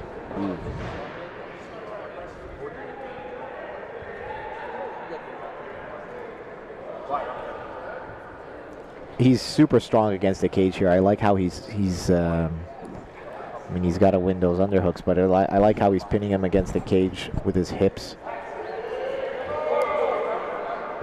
There we go. Yeah. High crotch.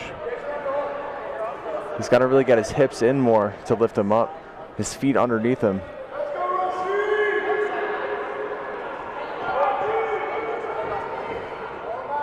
Yeah, he's trying to run the pipe.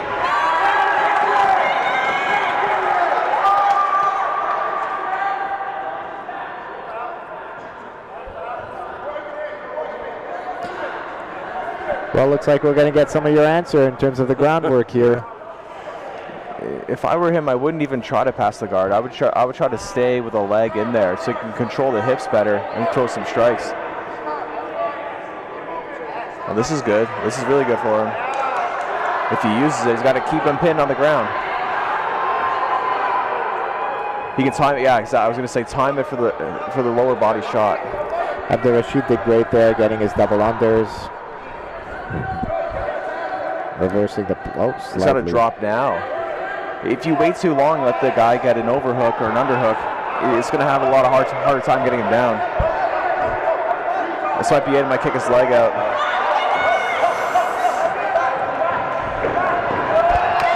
Some nice wrestling scrambles. I think part of the game plan here from the N1 Thai boxing crew is to maybe go into the first round and do some grappling.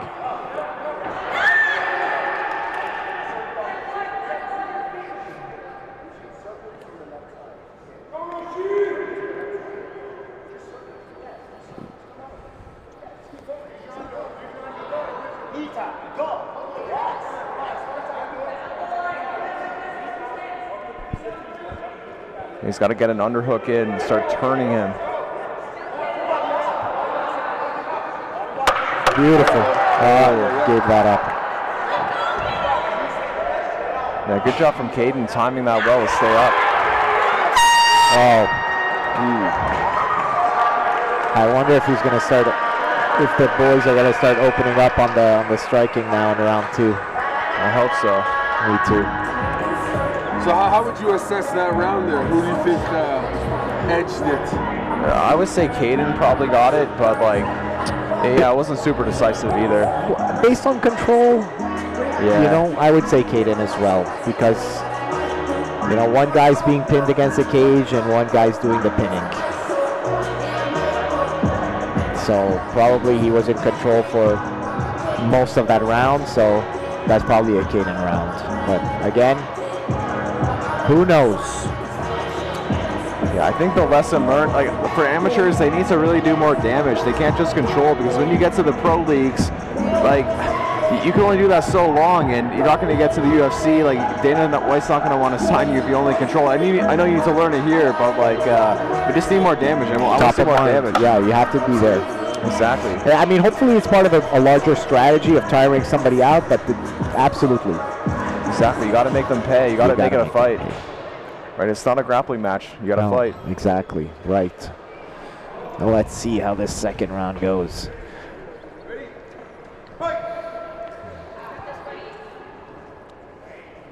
He's got such long legs. Easy to. Oh.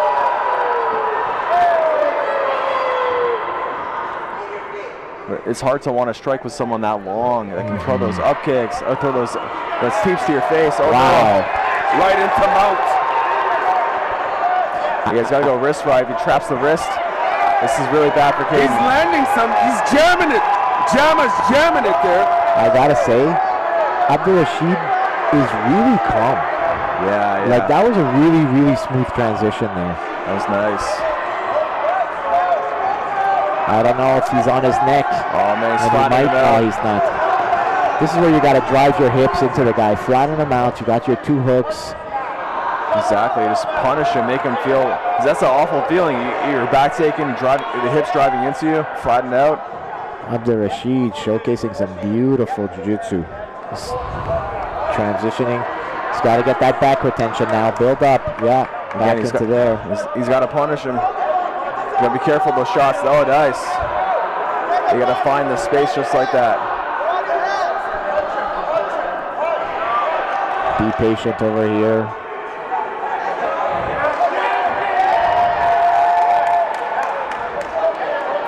Again, he's got to fight the hands. You got to fight the hands. I think Caden is in deep water right now. I think so. We didn't get a chance to see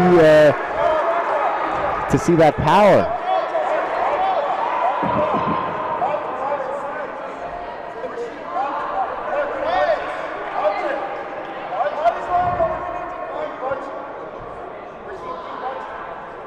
He's got to start working to get his hips out of there. Especially, yeah, he's got the body triangle now, even harder to get out. That's why you got to take your opportunity. You got to go now. He's only got hooks, so you got to get your hips out now. I wouldn't want to try to escape that body triangle. Yeah, his legs are super long. Exactly. Oh, he's got it tight now. Something might be under the neck. No. Maybe very good tactical decision by Abdul-Rashid. Just get on top. Turn and get on top.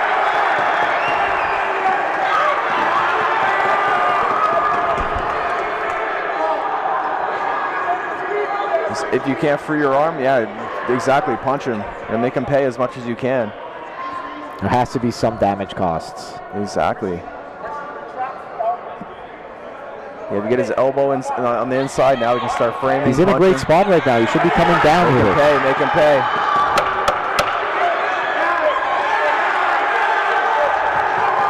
Fans going mad back here, man. They're losing it. That's exactly what he should be doing. Oh. What a round. Very cool. 1-1 in my books. Yeah, definitely.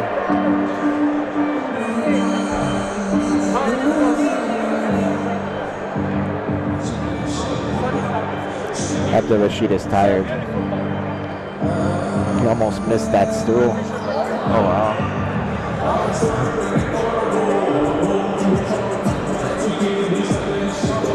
I mean, if I was in Caden's corner and I know what he's capable of with those body shots, I would be telling him, hey man, we got to let your arms fly a little bit. You can't let him just come in and take you down for free like that. Exactly. You got to get in on the inside, throw some hooks, throw some body shots. We'll see.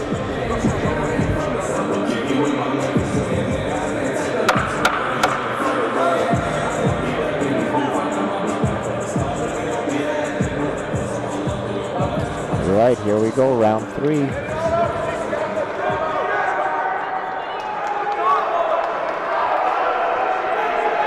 Bond looks very focused right now. Yeah, he's ready to win. Oh, here we go. He's got to disengage, get out. Oh, wow. You're getting a little too wild. This is the Caden I saw last event. Exactly. I think that second round kind of woke him up. He's like, I'm here. I got to fight. I got to fight. You know, like screw getting beat that round. I'm going to win this round. Absolutely. But Abdul-Rashid is calm, collected, and he's calculated. He knows how to use his tools. good job getting back to his feet, and see, this is a great position for him. Reverse Kizagatami for a second for the judo fans. Yep. I'd stay attached. I think this is where the difference is really being felt.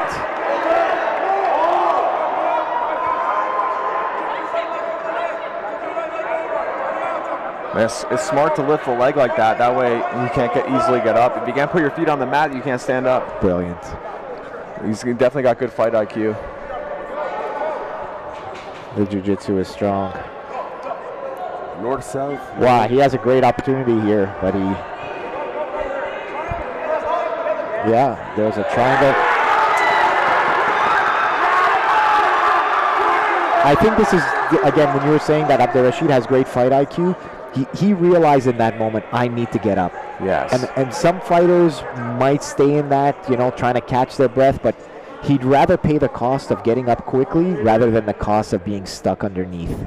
And that's where I think Caden suffered a little bit there when he got taken down. He didn't have that urgency to get right back up. Yes. But I mean, he just expelled a lot of energy too. But at the same time, you cannot accept being on the ground.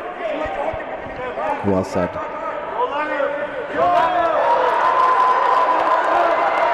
And then the momentum keeps shifting back and forth.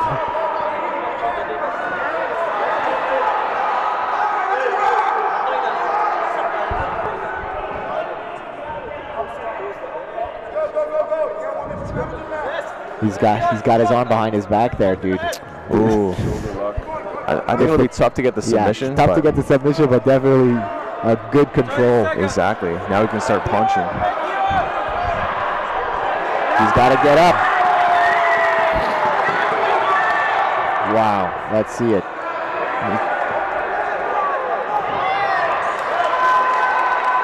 He's going to work the clock on this now.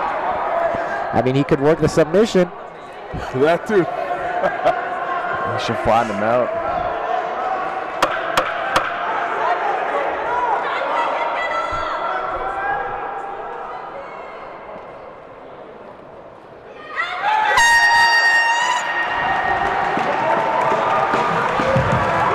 You know, it's a tough one. It's a tough one. I wish Caden would have had that at the top of the third round, that energy throughout the fight, and I think maybe his coaches are going to tell him that. It's like Abdelrashid is the better grappler. Exactly. Intuition here is leaning me towards Abdelrashid. I mean, he controlled most of the match. I think so too. I think he won. I think for Caden, the kind of I don't know, like the intensity kind of went up and down, but he's got to keep it more level the whole time. You're right. I would have loved if we would have had the ability to show his last fight. It was so short, and it was just so intense. And I think that speaks exactly to what you're just saying here, Jordan, where it's like he has to have more of a steady energy and a steady pace to his fight, and he has to know what he's looking for.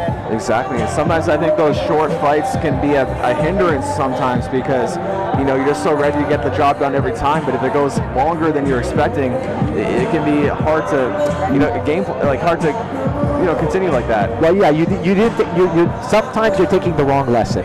Exactly. In those little short fights, and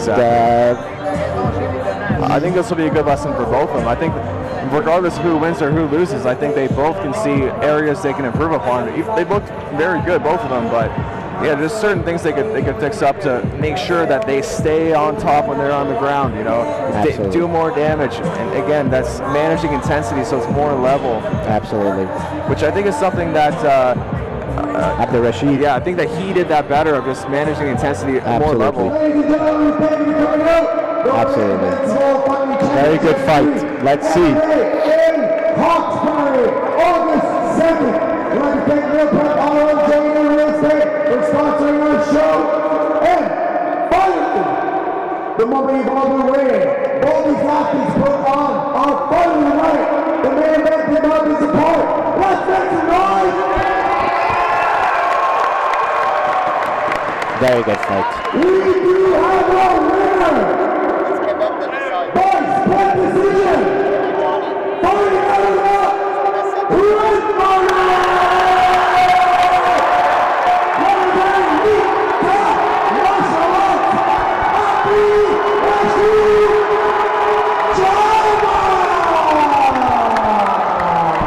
think we saw that. We also saw that coming. Good job, good respect by the two athletes. Incredible match by two incredible, talented competitors. Very fun. Very fun. I think Jordan said it really, really, really well. Abdul-Rashid really was able to manage his energy a lot better, and I think it also it showed in terms of the confidence that he had in the match, and I think that has an effect on the judges. All of these subconscious cues. You never felt at any point like Abdul-Rashid was like, oh my God, this is completely out of my control. He managed the whole fight, and anytime Caden started giving him some trouble, he put out that fire pretty quickly. He looked a little more experienced out there. I don't know if that's the case, but he definitely looked a little more experienced.